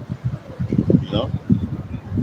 All right, it says, verse 21, it says, for like as the ground is given unto wood, and the sea to his floods, even so they that dwell upon the earth may understand nothing but that which is upon the earth. You know, so we're not going to understand nothing but that which is upon the earth, because the Lord gave it to us. You're not going to understand the heavens and going further than that. All right, that's why Esau always wants to go into the heavens and the spaces and tell you a bunch of bullshit, which we do have everything in this book to understand and to read, but the Lord has to give you that understanding. But as far as what He knows, you're not going to get it, man. So just cut it the fuck out. If you trying to understand what the Lord doing and all that, cut it the fuck out. And read what He has already given to you. All right? For you dudes that want to go too deep, like you got these niggas, these scientists, these what's these niggas? The motherfucking these guys, the 5%ers. What's today's mathematics, God? And all that. The sun is 100 million miles away, man. Shut the fuck up, man. You know? How you know that? How you understand all that? The Lord gave you what you need to know right here on this planet, man. And that's what you're supposed to be dealing with. But you want to elevate your mind higher than that, and that means you're dealing with a fucking demon. Like Yahweh Shah told you, no man knows the hour of the time, man. None. Not even the angels in heaven. So let that sink in. You know?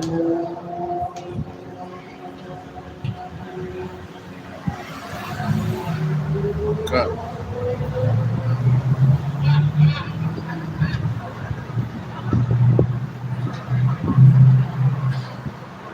He said, flash the lights. Yeah, kind of these lights, man, the hell with them. Because the lights that's going to be flashing is the chariots. Come destroy this bitch. You know? But going back in 2nd Ezra chapter 4, this chapter is heavy, man. That's why I'm going through it, man.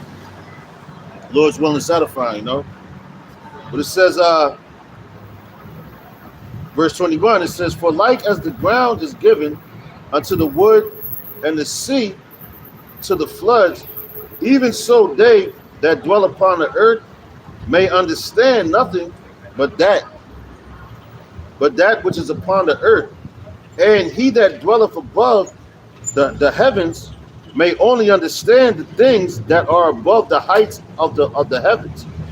Then answered, verse 22, then answered I and said, I beseech thee, because you want to know, oh Yahweh Ba'ashem Yahushua, let me have understanding. Because, we want to have understanding of things, man. And, that's one thing you ask to get. You ask for more wisdom, more understanding. And what's to understand the things that's right here in front of you? You know, what's in these scriptures that's written. You want to have understanding of all those things. All right? And the bounds that the Lord have given you and to which you can pass and which you can't pass. All right? So it says,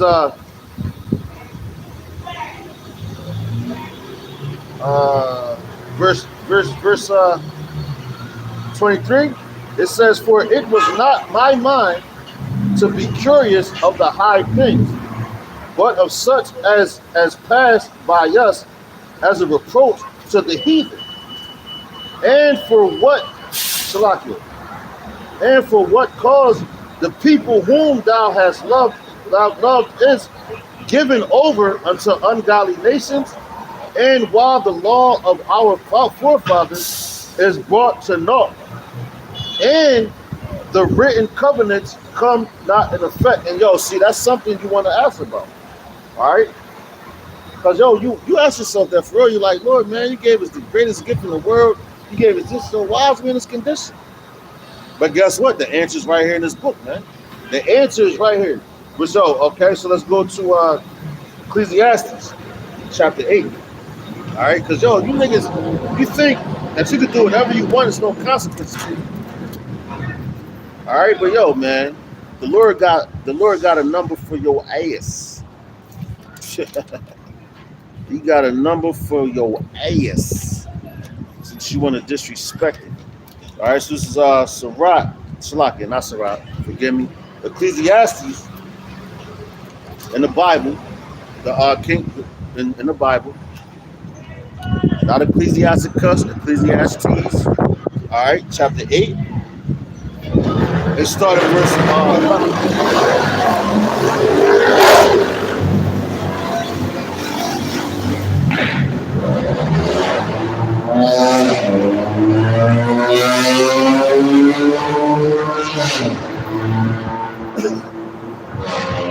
It says, because sentence, Ecclesiastes chapter 8, verse 11, it says, because sentence against an evil work is not executed speedily. Therefore, the heart of the sons of men is fully set in them to do evil. And that's how you can understand, like, yo, that's why, Ezra's like, yo, Lord, you gave us this, you gave us that, but yo, what's going on? You know? These people still out here sinning, they still messing up, they doing this, they doing that, yo. What's going on? Like, we need answers. But the answer's right here. You know, all we gotta do is read. All right, so check it out. It says, though a sinner do evil 100 times, and his days be prolonged, yet surely I know that it shall be well with them that fear the Most High, which fear before him. But it shall not be well with the wicked, neither shall be prolonged his days, which are as the shadow, because he feareth not before the Most High. So, yo, that goes back into that lesson the Apostle Gabar did this week. All right, you don't fear the Most High, yo, it's not going to go. It's not going to sit well with you. It's not going to sit good in your stomach, man. All right, it's not going to look good for you. It's not looking good for you because you went against it. You know. And I'm talking to you Israelites that know that you Israelites that come out here on the highways and hedges. It's not going to sit good with you, man. Because you do a lot of bullshit that think that it's cool, man. And the rest of Israel. You know? But it's your job to come out here and teach them. All right? But these people think, I'm telling you, these people really think that the Lord is a joke, and they think that he's a game, man. It ain't no games when you're high by Hashem Yahushai. By Hashem Aracha Kodash. All right? You're supposed to work out your own salvation. You could be in a camp full of 100 men. How many of y'all you think gonna make it? Let that sink in. Work out your own salvation, read. And listen to the doctrine that you was taught by the apostles and elders of Great Millstone. I'm gonna say it like that. All right, so going back to Ecclesiastes chapter 8 and verse 12, it says, though a sinner do evil 100 times and his days be prolonged, because these niggas out here sinning and look like they never going to be taken out. You know? But the scripture's telling you, like, yo, the Lord said, man, yo, it's some time and place for everything. He's going to do them dirty, man, and his appointed time. So it's not up to us. It's up to him. That's why the endurance and the patience come, and that means to suffer. Because he's suffering because his words, he have to follow those. So if he got to follow his own words,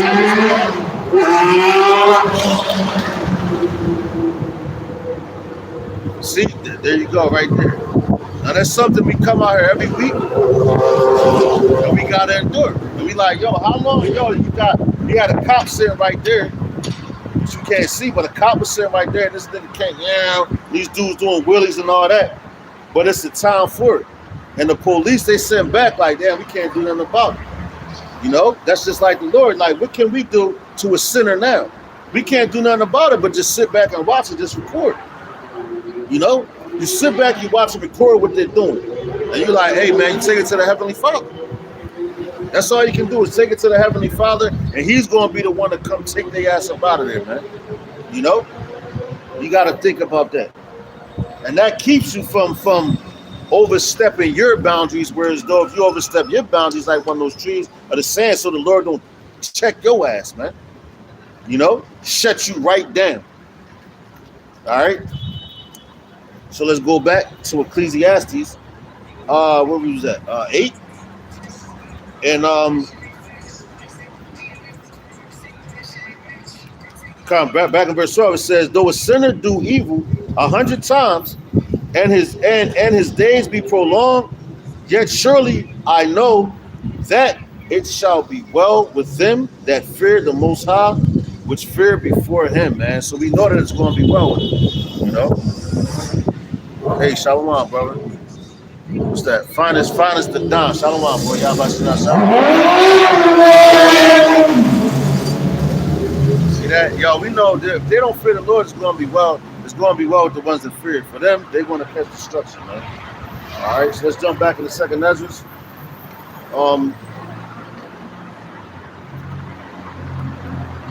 Second Ezra. What did you say?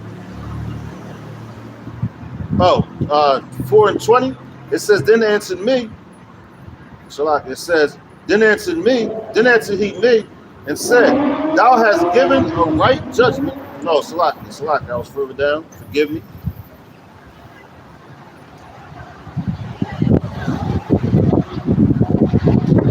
We're going to go to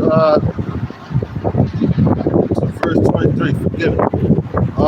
Second Ezra chapter 4:23. It says, for it was not my mind to be curious of the daily of the high things, but of such as pass by us, pass by us daily, namely, wherefore Israel is given up as a reproach to the heathen, and for what cause the people whom thou hast loved is given over unto ungodly nations, and while the law of our forefathers is brought to naught, and the written covenants come to non-effect, man. So we want to know, man, but it tells you why we're in this situation. All right, verse 24, it says, and we pass away out of the world as grasshoppers, and our life is astonishment and fear, and we are not worthy to obtain mercy. All right, so let's go to Deuteronomy 28 and 37. All right, because we're unworthy, man. And we're astonishment. All right, Deuteronomy 28 and 37. Because we sit here, we like, damn, man, why the hell are we going through this? Why this? And but our people, they wanna join arms with the heathen instead of taking their punishment. And that's something I'm very heavy on, and I always bring out. All right, so this is Deuteronomy 28, and I believe I said 37. All right, which are a part of the curses, and that's what we are under right now. All right, so it's Deuteronomy 28, 37. It says, and thou shalt become an astonishment, a proverb and a byword among all nations, whither Yahweh Ba'ashem Yahushai Ba'ashem Arachakodash shall leave thee. Thou shalt carry much seed out into the field, and shalt gather but little in, for the locust shall consume it. All right, so let's go back into 2 Ezra 4 and 24. It says, and we pass away out of the world as grasshoppers. All right, we pass away as grasshoppers. Like, grasshopper come, you ain't gonna miss that. Because look how many people die now, man. Look at Philadelphia, period, man. You got a lot of these little young niggas, they getting killed like it's nothing. Over there in Southwest Philly, in King Sesson, the King Sesson part, on King Sesson, where one of the graveyards is at, where one of them is at. Yo, they can't. Yo, with so many people that died teen. I'm talking about teens, pre-teens, all that. There's so many of them that passed away within the past 2 years. They can't even. They don't got no more space to bury these niggas, man. You know, they don't got no more place to bury these niggas, man. So look at how much judgment is coming on the earth, and how much more is about to come. But anyway, let's hop back. In the 2nd Ezra chapter 4. The 24 says, and we pass away out of the world as grasshoppers, and our life is astonishment and fear, and we are not worthy to obtain mercy. All right, so once you understand that, you're like, damn, man, Lord, I don't deserve mercy. I'm a sinner. I'm fucked up. When you come into this truth and you read through everything all the laws we broke, the statutes, commandments, but the Lord is still merciful. You know, the Lord is still merciful, man. You gotta understand that, man.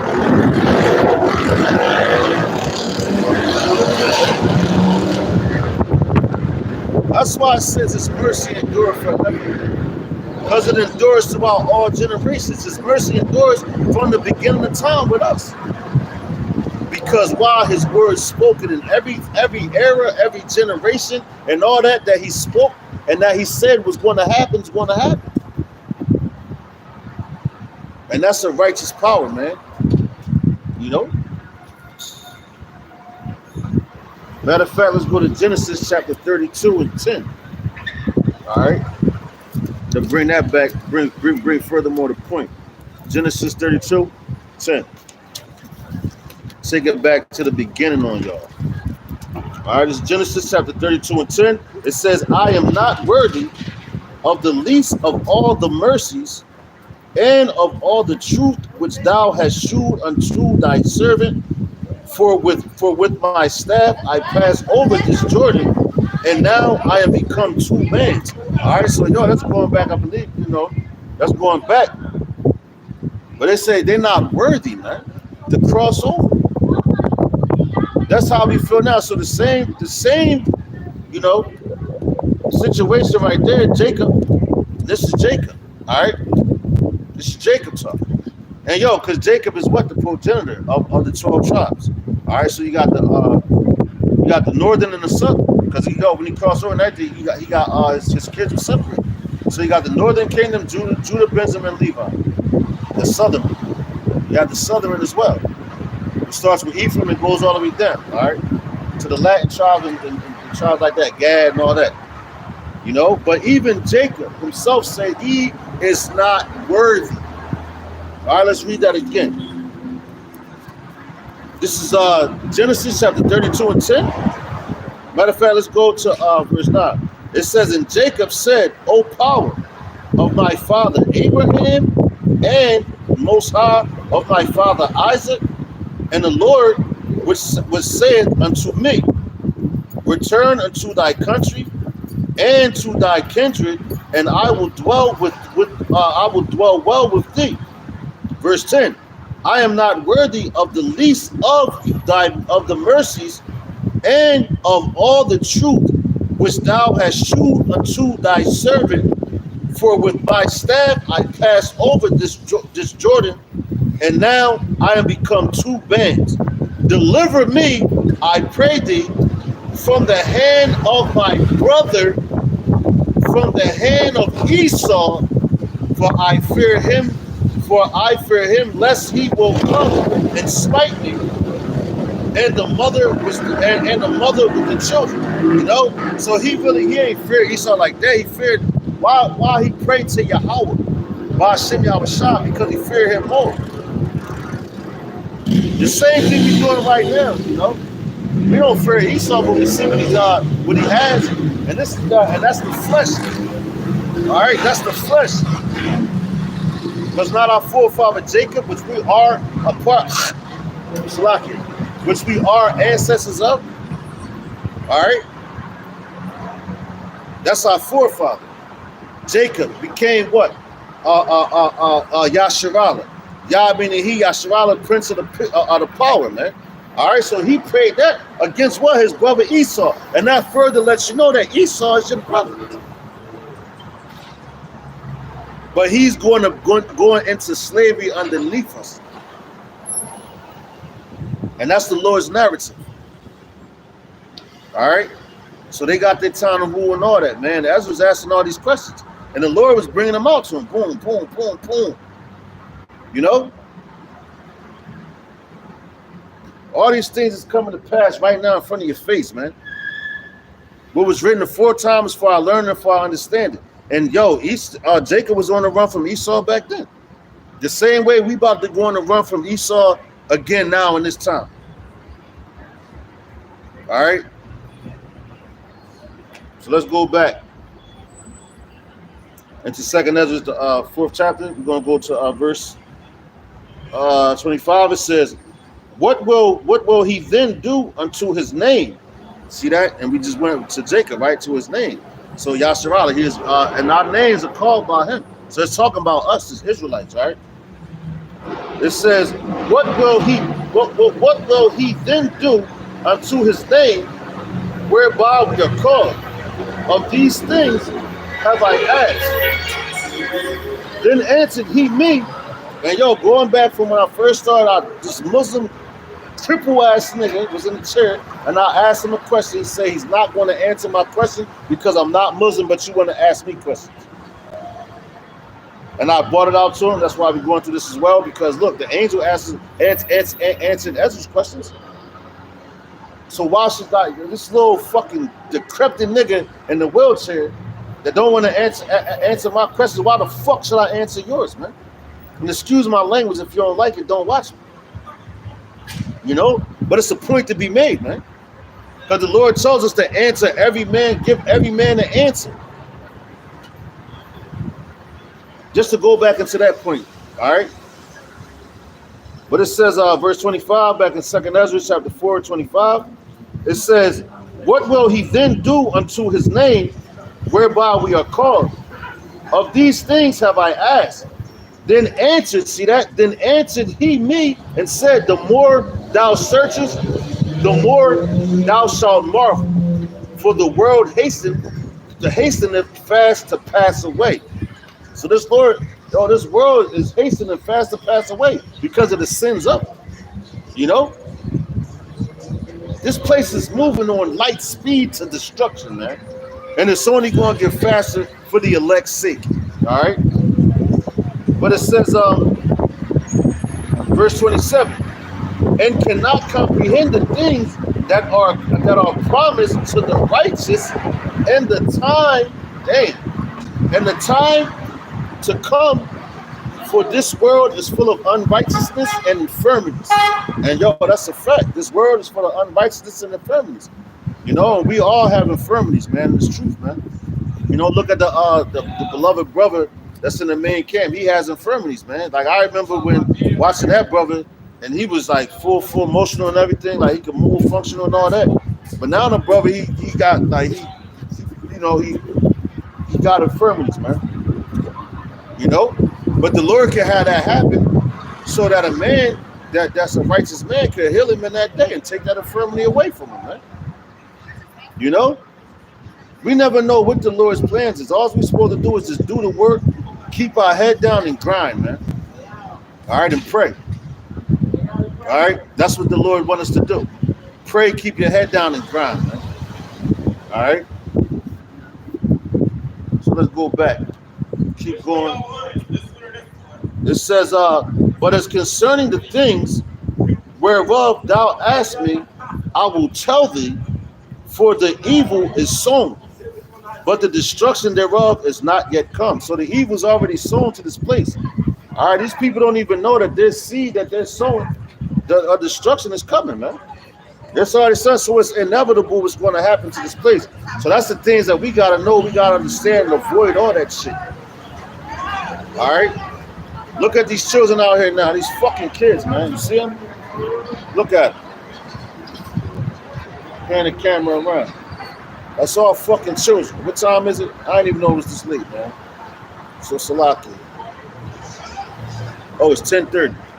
But they should be somewhere in the house with their parents, man. You know? But it says, verse 29, it says, if therefore, it says, if therefore that which is sown be not turned upside down, and if the place where, and if the place where the evil is sown pass not away, then cannot it come that is sown with good. All right, so hey man, it tells you in the scripture said, what it say, if there be a falling away. So if the things that's already sown, if it doesn't come to the destruction of this place, how can the good come? You know, and that's something you have to understand. If it doesn't come to the destruction of this place with these things that are already sown, you know, when you plant a seed, it ain't no plucking it back up, man. You know, it has to grow. It has to grow to fruition. And what's growing to fruition? The destruction of this place. And what else is coming right after that? The springtime for the seeds that's been planted for all the good, man. Because we're in the winter season with Babylon, man. This is the winter time, because the winter time is all about death. The winter solstice is all about death. And Babylon, I don't care what season that you might see on this planet, summer, spring, fall, and all, it's always been in the winter solstice until this place is over, and the spring is coming, and that's when we start ruling.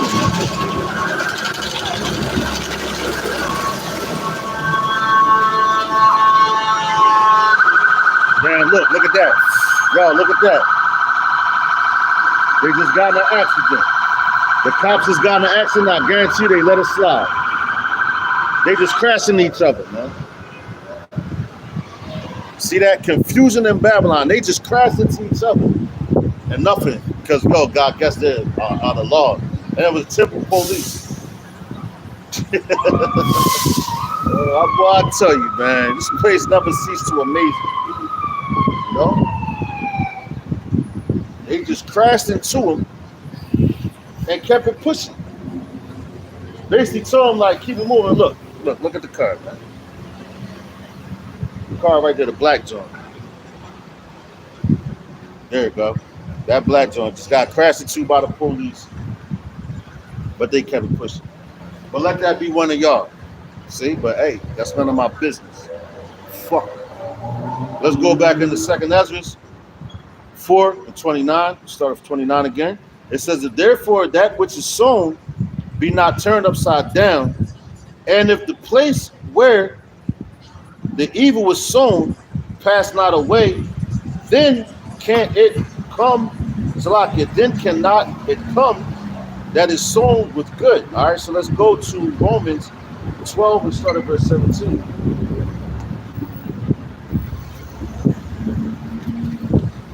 All right, let's go to Romans.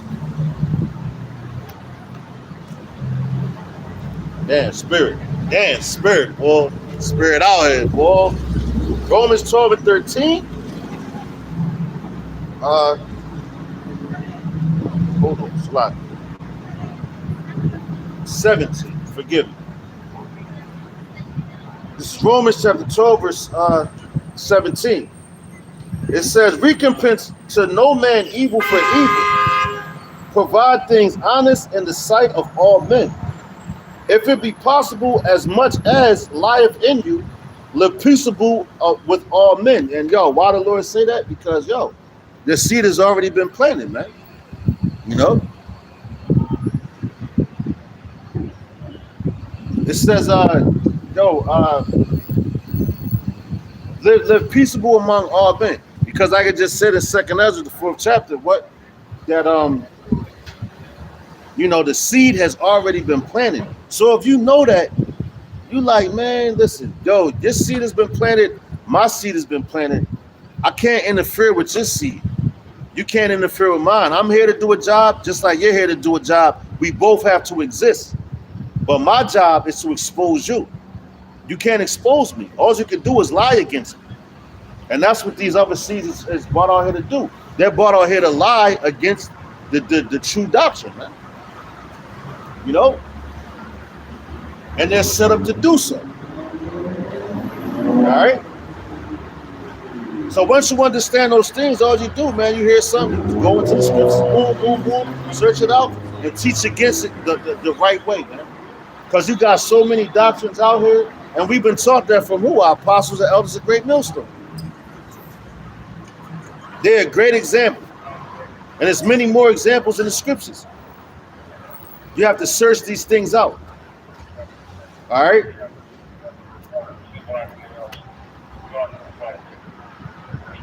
Yo, they probably the same ones that crashed into that car, man. Anyway, forget that. Let's keep up with the word, man. You know, because those things must happen. All right? So let's go back to 12 and 17. It says, recompense no man, back in Romans chapter 12 and 17, it says, recompense no man evil for evil. You know, so yo, like just because something happened to you, you ain't supposed to do it to them. You know, something might happen to you, and then you're like, I'm gonna sue this thing. Nah, don't recompense evil for evil, because that's evil. What you do, you turn to your heavenly Father, man. Because your heavenly Father's in control of everything. That might be a hard pill to swallow. Everybody can't do that. You know, I don't care how many scriptures you know. If you ain't living them, you can't take one, so to speak, for the team. I don't think you're a man of the Lord. Because Yahweh Shah took on all things for his team to the point of death. And the Lord raised them back up. All right? You got a lot of talkers out here and not a lot of walkers. You know? And that's why the elect of that small remnant. A very small remnant, man. If you can receive that. So this is Romans chapter 12, going back to verse 17. It says, recompense to no man evil for evil. Provide things honest in the sight of all men. Provide things honest in the sight of all men. That means what? Tell the truth. If it be possible, as much as lieth in you, as much and that's your spirit, live peaceable with all men. Dearly beloved, avenge not yourselves, but rather give place unto wrath, for it is written, vengeance is mine, I will pay, saith Yahweh Ba'ashim Yahushai, Ba'ashim Arakakadash. One more stop. Pretty old. That's Issachar right there, man. You know? That's Issachar, man. Primo. All right? That's our brothers. You know, they might not know it now. And yo, you know what? One thing about Issachar and you Latin speaking tribes and Southern, y'all stick together, man. To a certain y'all always be together, man. You know? But I'm going back. It says where we at? Verse 19. Back in Romans chapter 12, verse 19, it says, dearly beloved, avenge not yourselves, but rather give place unto wrath, for it is written, vengeance is mine, I will repay, says the Lord. And that's why I said, man, you know what? You don't have to avenge yourself. Yo, your seed has been planted. Going back into what we about to hop back in the second Ezra, the 4th chapter, but it's telling you, yo, your seed has been planted, their seed has been planted. It's time for their seed to come up. It's time for your seed to come up. But which the one that's gonna last forever? The righteous seed. You know? The righteous seed is gonna prosper, not the wicked. All right.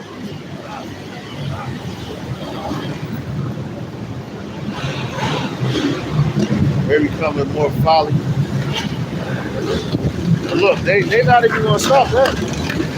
Look at that. And the cops turning. The cops turning after all that. Look how many lights are on the clock. No? These guys sitting over there. That's how you know they're not righteous and the word ain't working. This place is going down. Babylon. And yo, that lets you know that this justice system is bullshit. All right? This justice system is bullshit and they full of shit. Yeah, y'all crashed into it. Fucking asshole. Anyway, Salaki, forget it. Going back to Romans chapter 12, 20. It says, therefore, if thine enemy hunger, feed him. If he thirst, give him drink. For in so doing, thou shalt heap coals of fire on his head. Be not overcome of evil, but overcome evil with good, man. You know? So you reaping coals on his head because you're going to your father. You ain't taking things in your own hand. You ain't taking things into your own hand, man. Yeah, Philly loud as hell, wow. You know? And this is Broad Street, so it's a major joint right here. You know? But you heap coals onto their head, man. Alright, so let's go back. Where we was at? Alright, back in the second Ezra 4 and 30, it says, For the gain of evil seed have been sown in the heart of Adam. See that? In the heart of Adam, Adam, one form from the ground. So that was Yahweh Shah. And what was that seed that was sown into him? What Eve put there, man. All right? That doctrine. And that's what got us messed up. But check it out. Watch what it says. It says, For the grain of evil, of evil seed have been sown in the heart of Adam, from the beginning. And how much ungodliness hath it brought up unto this time? And how much shall it yet bring forth unto the time of the threshing come? God damn. So that seed was already planted. So from the beginning of time, all this wickedness was already instilled, was supposed to happen into the earth because the Lord planted that seed. He planted the righteous seed, he planted the wicked seed, man. Which Eve, what? It tells you in the pot, man. It tells you of the woman became the beginning of sin. And because of her, we all died. All right? So because of her, we all dying right now, man. And look how much wickedness. Look how many men, man. Look how many men lost their wits over a woman, man. You know? Look how many. Look how many men erred and got put to death because they sinned for a woman, man. Even to this day, man. Even to this day, that still holds weight, man. Because a lot of Jake, when you talk to a lot of men that's in this truth, their main concern is their women, man. They always talk about their women. You know? They always talk about, oh, my Eve, my demon, my this, my that. You know?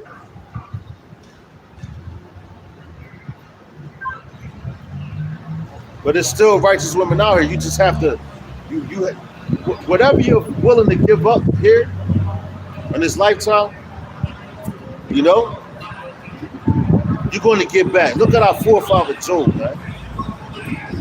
And Job is a hell of a man because he's here right again, and he had a hell of a lot of faith.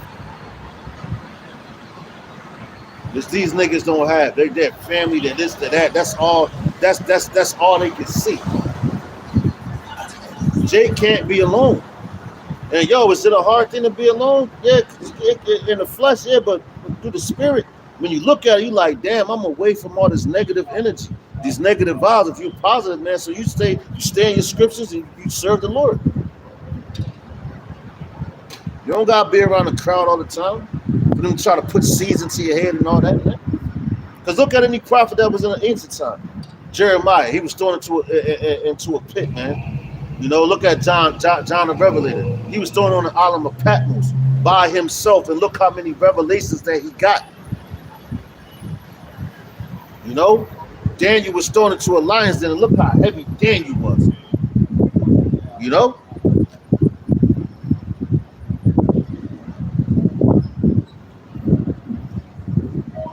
So at the end of the day, man, you gotta understand, man. I think it's the car that they crashed into. You should have kept going. Goddamn, eat them up. You know, but anyway, fuck that. Let's keep going in scripture. Salak. Oh, let's go. Matter of fact, let me read that again in our second Ezra 4 and 30. It says, For the grain of evil of evil seed hath been sown in the heart of Adam from the beginning. And how much ungodliness has been brought up, up unto this time, and how much shall it yet bring forth until the time of the threshing come. So that reminds me of this scripture right here. So let's go to this in Habakkuk, right? Let's go to Habakkuk, one of my favorites.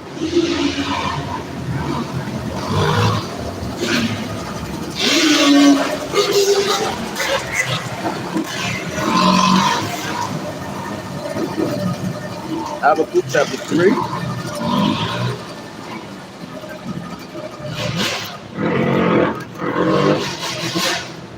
And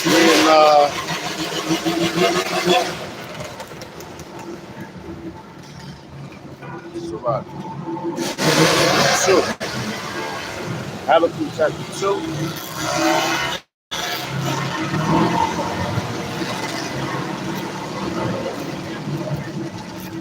Verse 1. All right.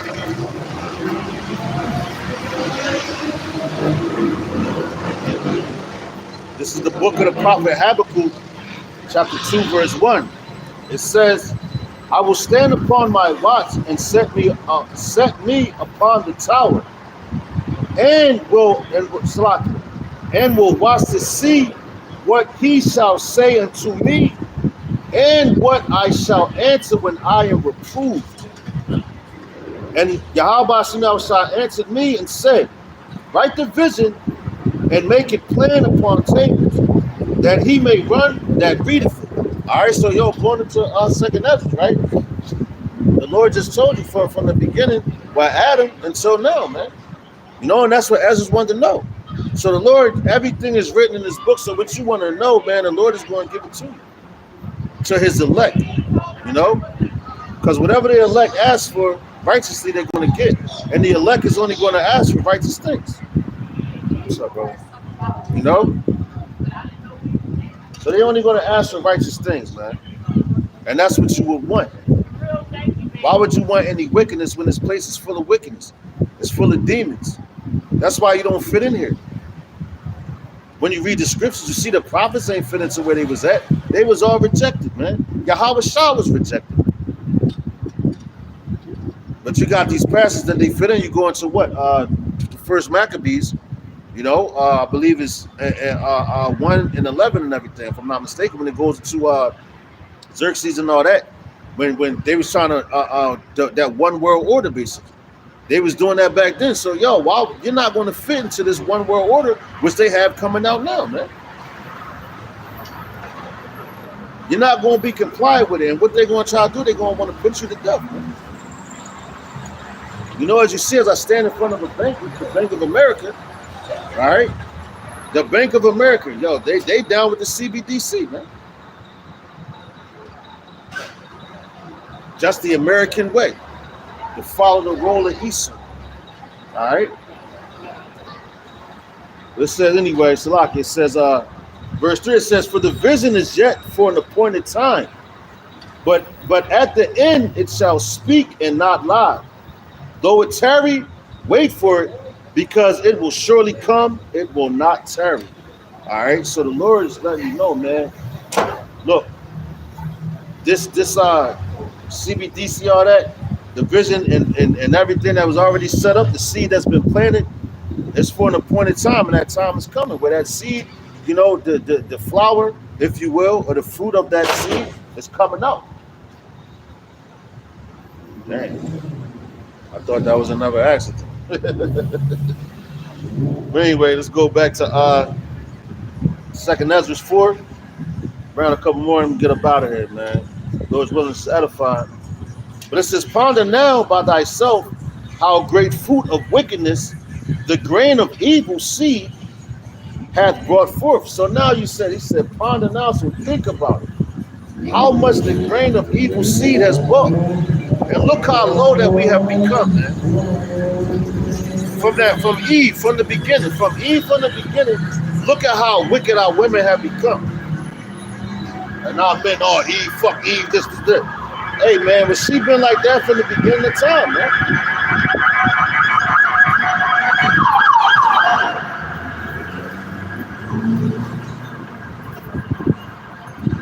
Yo, con. That shit sound like a crash like a month. You know, but hey man, and yo, that's how speaking of that, that's how it's gonna come crashing down upon their heads, man. When all this hell breaks loose, and ultimately when the thermonuclear missiles hit, it's going to be crashing. It's going to be a crashing sound. It says the earth is going to roll to and forth like a drunkard, man. You know, so they ain't going to be able to withstand that. They can't even dig it. You know, that's the furthest thing from these people's minds, man. You know, because they all in a dumbed down state. They in the state of, oh yeah, well we're cool, you know. Anyway, man, listen. I'm gonna go back to 2 Ezra 4:31. It says, "Ponder now by thyself." He said, "By thyself," because the Lord took Ezra to put him in a place to listen. When the Lord grabs you and puts you alone, embrace that. When you're not around a whole bunch of people, embrace that. Because the Lord has put you there so he can talk to you, because he wants to deal with you directly. If you're a righteous man, all right? He wants to deal with you directly. It's something he wants to let you know, man. For you to take heed. The same way he did with all the ancient prophets, man. All right? Verse 31 again, it says, "Ponder now thyself, how great fruit of wickedness the grain of evil have brought forth." Just look around. I'm on a Temple College campus. You can walk through this college campus and see just how much wickedness is around it. From that one seed that's been planted, man. And yo, not even just Temple, and this is an Ivy League school. This is a top school, man. You got down there in like West Philadelphia area, you got University of Penn, which that's the top dog, just like Harvard, that's in Boston, man. Those are top dog schools. You have presidents that went to University of Penn. And these universities is really basically, the seed starts when you're in grade school, preschool and all that. But now through grade school, they're just shaving off who's going to listen and who's not, who's going to obey and who's going to obey. Thus, when you come into these campuses where you got a statue over there further down the road here on the Temple campus, where you got it's an owl. It's Temple mascot is the owl, which is Molech, man. So all you're doing is passing your children over to the fire to Molech when you send them to these universities. All right, that's what you're doing. Whether you believe it, whether you hear, or whether you forbear. All right, the seed is out there. And it's already been planted. All right. Verse 32. It says, "And when the ears shall be cut down, which are without number, how great a floor shall they fill?" So let's go here to 2 Ezra chapter 16. You know, in 22. When these ears are cut down. This is 2 Ezra chapter 16, verse 22. It says, "For many of them that dwell upon earth shall perish of famine, and the other that shall escape the hunger shall the sword destroy. And the dead shall be cast out as dung, and there shall be no man to comfort them, for the earth shall be wasted, and the city shall be cast down." So look at that movie, Escape from New York. If you go back, look it up. The movie Escape from New York, and you'll see the magnitude of that, man. That the cities was cast down, you know. All hell had broken loose. Every man had to defend for himself, and a lot of people was hungry, man. You look at, like I said earlier, the inflation. Look at that. Like the food. There was a video earlier I looked at, I think this week or maybe last week or something, but it was going into how it was a woman, a Jake woman, the nigger woman, of course. But it was going to how she was concerned because she was like, "Where are all the animals? Where are all the animals? What do we eat?" So now the concern started sparking. These are the beginning of sorrows. These are the beginning of sorrows because she wouldn't be worried if she was paying attention to what the men of the Lord were saying. Because those men been saying the same thing over and over and over. So like it sounds like a broken record, man. All right. Those men are speaking the truth, telling you the gospel, and telling you the days that's for to come, warning you. All right, like it's a song from the Tribal Seas. I love that song. It's called "This Is Your Warning," man.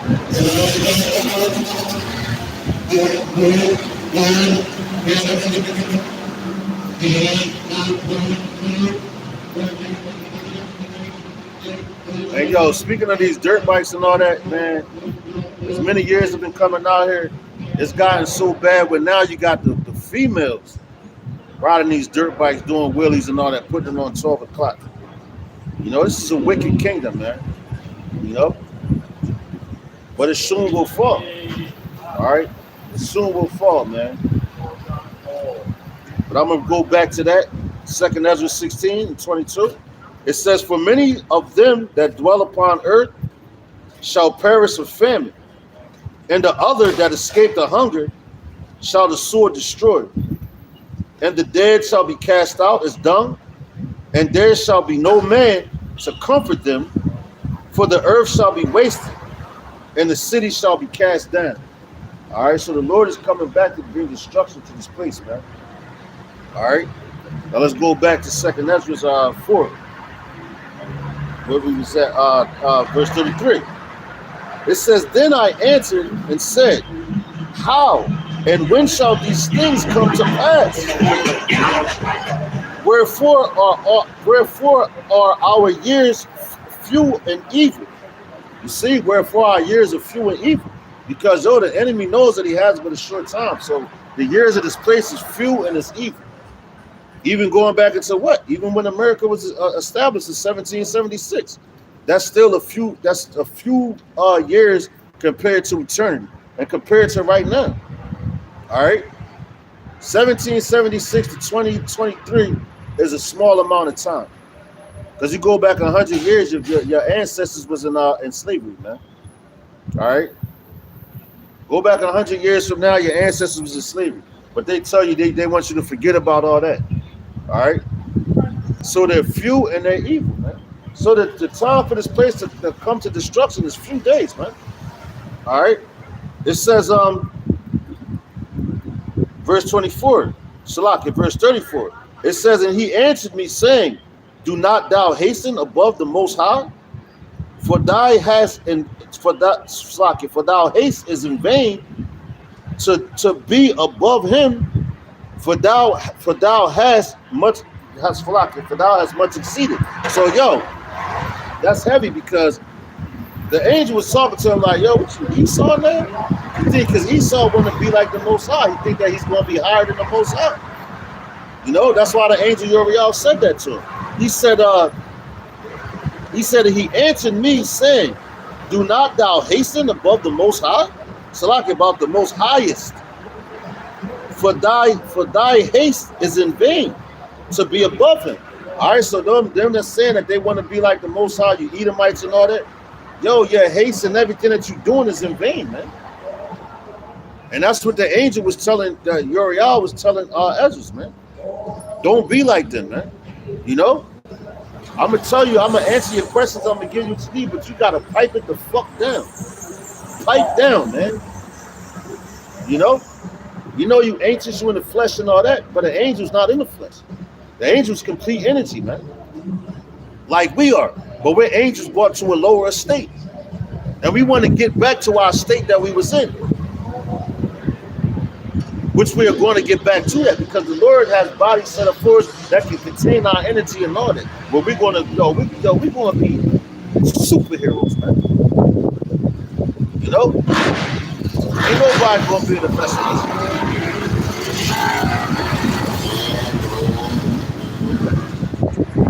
But it says,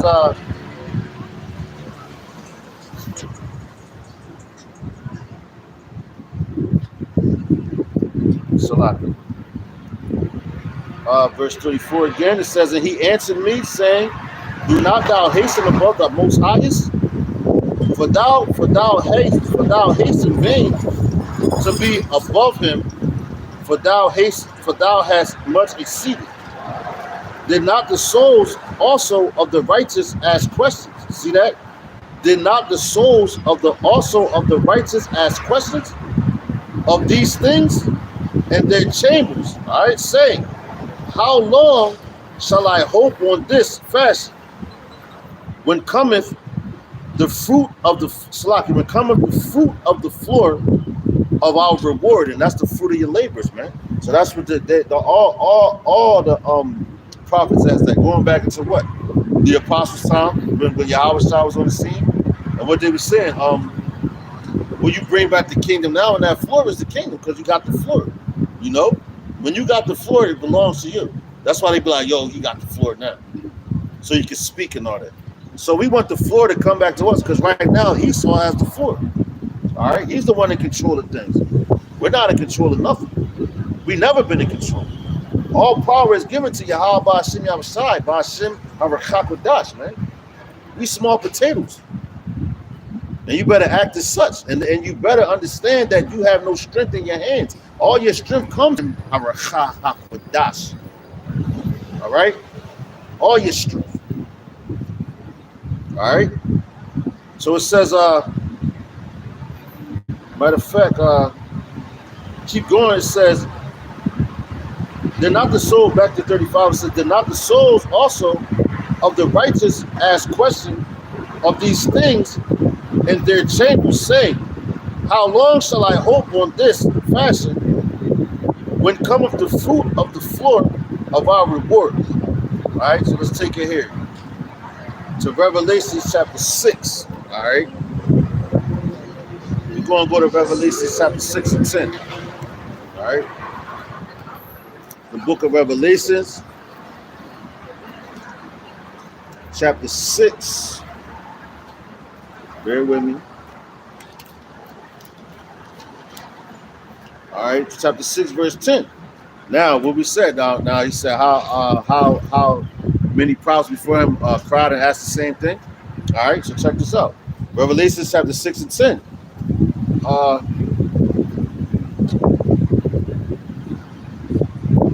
Matter of fact, let's go to verse 9. Revelation 6 and 9, it says, and when he had opened the fifth seal, that's the angel, I saw under the altar the souls of them, see that? The souls of them that were slain for the word of the Most High and for the testimony which they held.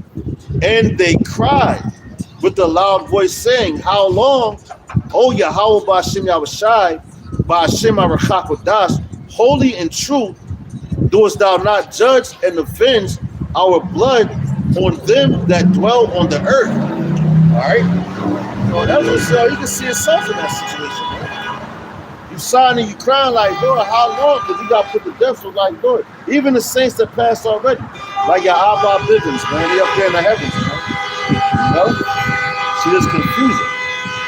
Because you're not supposed to turn right there, but let this madness pass, man. You know? And that's like a warning sign, because they tell you don't turn, but yet you hear all those horns and you still want to try to turn yourself.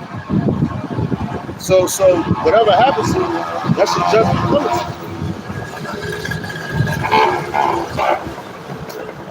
You know?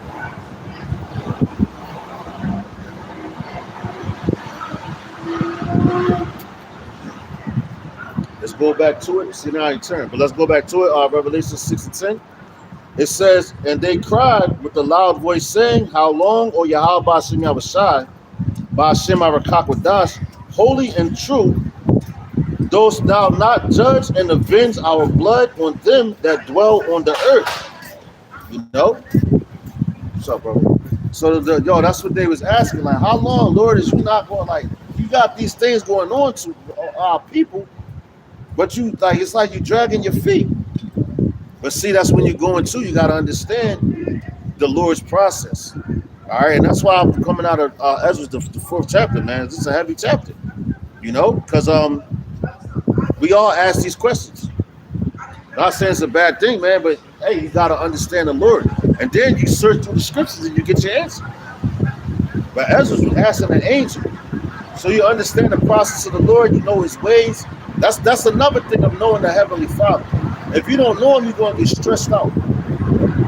Start bugging and all that, man. You know? You're going to do all that.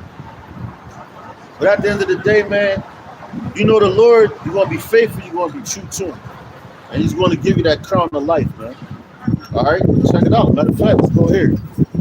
Verse 11, it says, and white robes were given unto every one of them, and it was said unto them that they shall rest yet for a little season until their fellow servants also and their brethren that shall be killed as they were should be fulfilled. So, hey, man, the ones that's up there in the heavens now, they got their white robes and all that they chilling.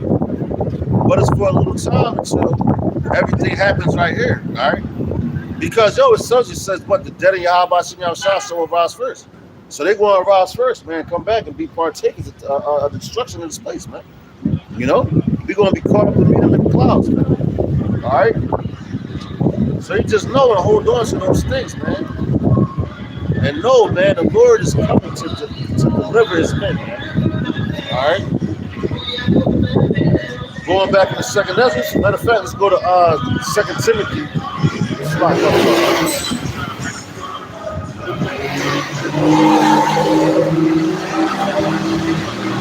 Second Timothy 2:12.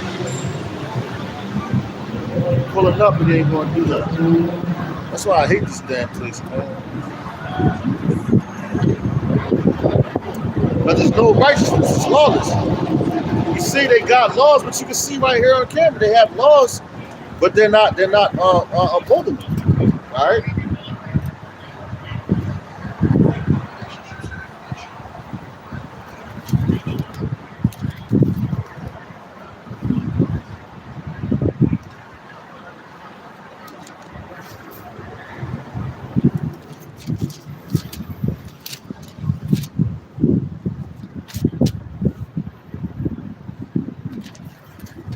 Salaki, bear with me. I'm trying to.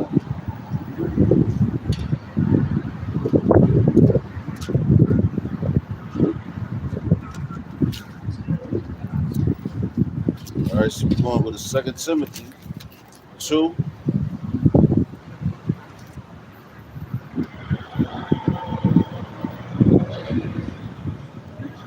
And 11. It says, it is a faithful saying, for if we be dead with him, we shall also live with him. If we suffer, we also reign with him. If we deny him, he also will deny us. So come, man. You deny Yahweh outside, he's going to deny you. All right, that's going back into back into 2nd Ezra 4:36. It says, and unto these things Uriel the archangel gave them answer and said, even when the number of seeds is filled in you, for he hath weighed the world of the balance in the balance. So the Lord have weighed the world in the balance. Why do you think in certain wars that men went through and they survived? Because the seed of the righteous was in their loins, and it has to come out. All right, it has to be produced. Okay. It says, and it's a balance, but verse 37, it says, but by measure hath he measured the times, and by number hath he numbered the times, and he doth not move nor stir them until the said measure be fulfilled. All right, so hey, man, the Lord is not going to move until everything that he wants is going to happen, man. All right. So, matter of fact, let's go here, man. Psalms 55:19, if I'm not mistaken. Because the Lord doesn't change, man, and everything that he said, you know, is hey, man, he's not going to budge off his word. When he gives you his word, that's a righteous man. The righteous man gives his word, he's not budging, no matter what nobody said. And the Lord is the ultimate righteous. All right. 55, Salaki. Got this wind blowing, but it will not stop the words of Yahweh Shem Shah.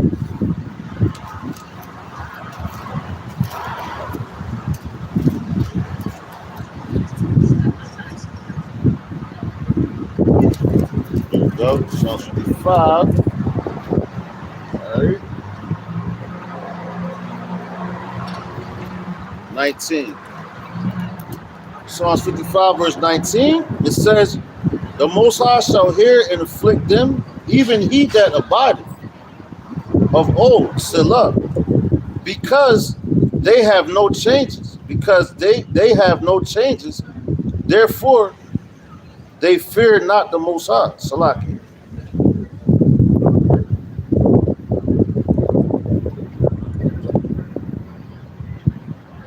Salaki, that's the wrong one. I want to get the one when he says, he changeth not.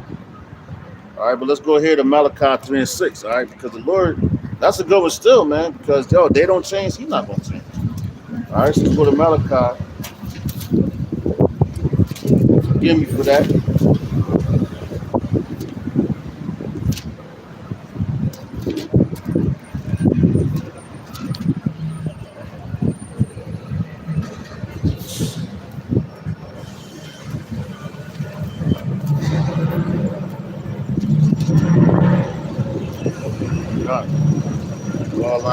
Outside. Malachi 3 and 6. Let this madness pass by. Every time during the week, they always try to give me copyright stuff, man.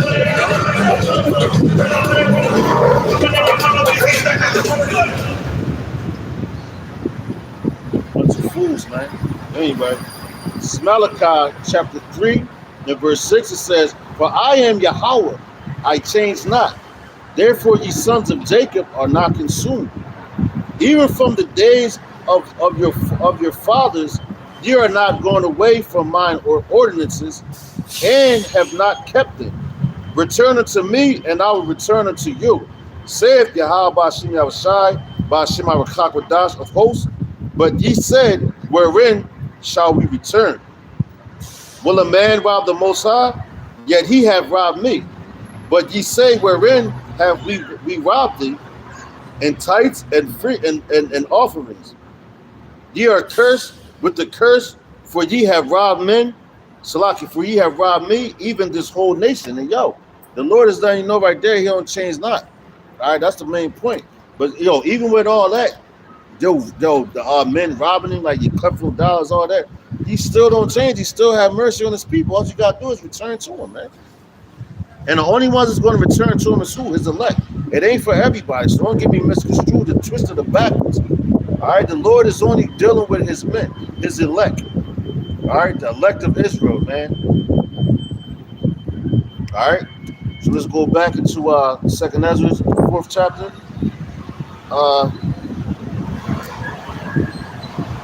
Verse 38. It says, then answered I and said, O Yahweh Ba'ashem Yahushai that bearest rule, even we all are full of impurity, which impurity means wickedness and disloyalty. And that's why it says, shall a man rob God and all that, when we go back to that. All right? Because we're all wicked, we're all sinners, man. So that's a humble statement, knowing that you're a sinner and that you're wicked. You want the Lord to have complete mercy on you. And these up and coming times. There's these niggas out here that's walking up and down these streets, they're not asking for that, man. They asking for money, they asking for fortune, they asking for fame. They asking for tuitions, or they're asking to be the next best this, the next best that. Instead of for salvation and deliverance, man. That's where it's coming from. All right, so I'm gonna stop right there. We've been out here for a little bit. So, hey, man, it's all through the spirit, man. All right. But I know I gotta get out of here. Go to plantation later. Tomorrow, basically in the morning. But I'm gonna bring out the classic scripture. It's me and the brother. He couldn't be here tonight, so forgive his absence. Because he had things that he had to do. But this is Revelation chapter 13, verse 16. Matter of fact, verse 15. Because this is what's coming. I always like to end off this because that's what it's coming down to. So this is Revelation chapter 13, verse 15. It says he had power to give life unto the image of the beast, that the image of the beast should both speak and cause that as many as would not worship the image of the beast should be killed. So, hey, I was going to speak when they put everything in order, which they've been doing. All right. They put these things in the order. They got them lined up, and they like, yo, you know what, man? If these niggas don't worship with what we got going on, we gonna kill them. Going back into go to First Maccabees, man. Into that time period. And any other time period, just like in Daniel, you got the 8th chapter, 9th and all that, man. All the times that they was trying to, power was being shifted, they wanted to put Israel to death. They wanted to put everybody to death because they wanted everybody to be under their ordinances. And we're coming into that period right now. Yo, once again, going to 70 AD. They wanted to we had to run out of Rome. To escape Roman persecution, we had to run into the western coast of Africa. All right, so we got there, and then there came a period of time where we was trying to hide from the ones that came and brought us over here. But everything is all prophecy, and we was meant to be here for this place because the Lord already had this ordained for us for punishment for us. So now, once we finish this punishment, we're going back to our land of the living our kingdom forever, man. All right. So just remember that. All right. So it says, and he had the power, back in Revelation 13:15, it says, and he had power to give life unto the image of the beast, that the image of the beast should both speak and cause that as many as would not worship the image of the beast should be killed. And he causeth all, both small and great, rich and poor, free and bond, to receive a mark in their right hand or in their foreheads, and that no man might buy or sell, save he that had the mark, or the name of the beast, or the number of his name. Here is wisdom. Let him that hath understanding count the number of the beast, for it is the number of a man, and his number is 666, which is 666 Casa Stigma. All right. So Lord's willing, this camp was edifying. You learn something. Instead, keep the faith, man, because we almost out here. So with that, I'm going to give all praise, honor, and glory to Yahweh, Ba'ashem, Yahushai, Ba'ashem, Arakak Wadash. Double honors to the apostles and elders of the great millstone. Shalom to the elect. Until next week, I'm going to say Mawafu Baba Ball, Kwam Yashirala, and death to America. Shalom. Where are you going?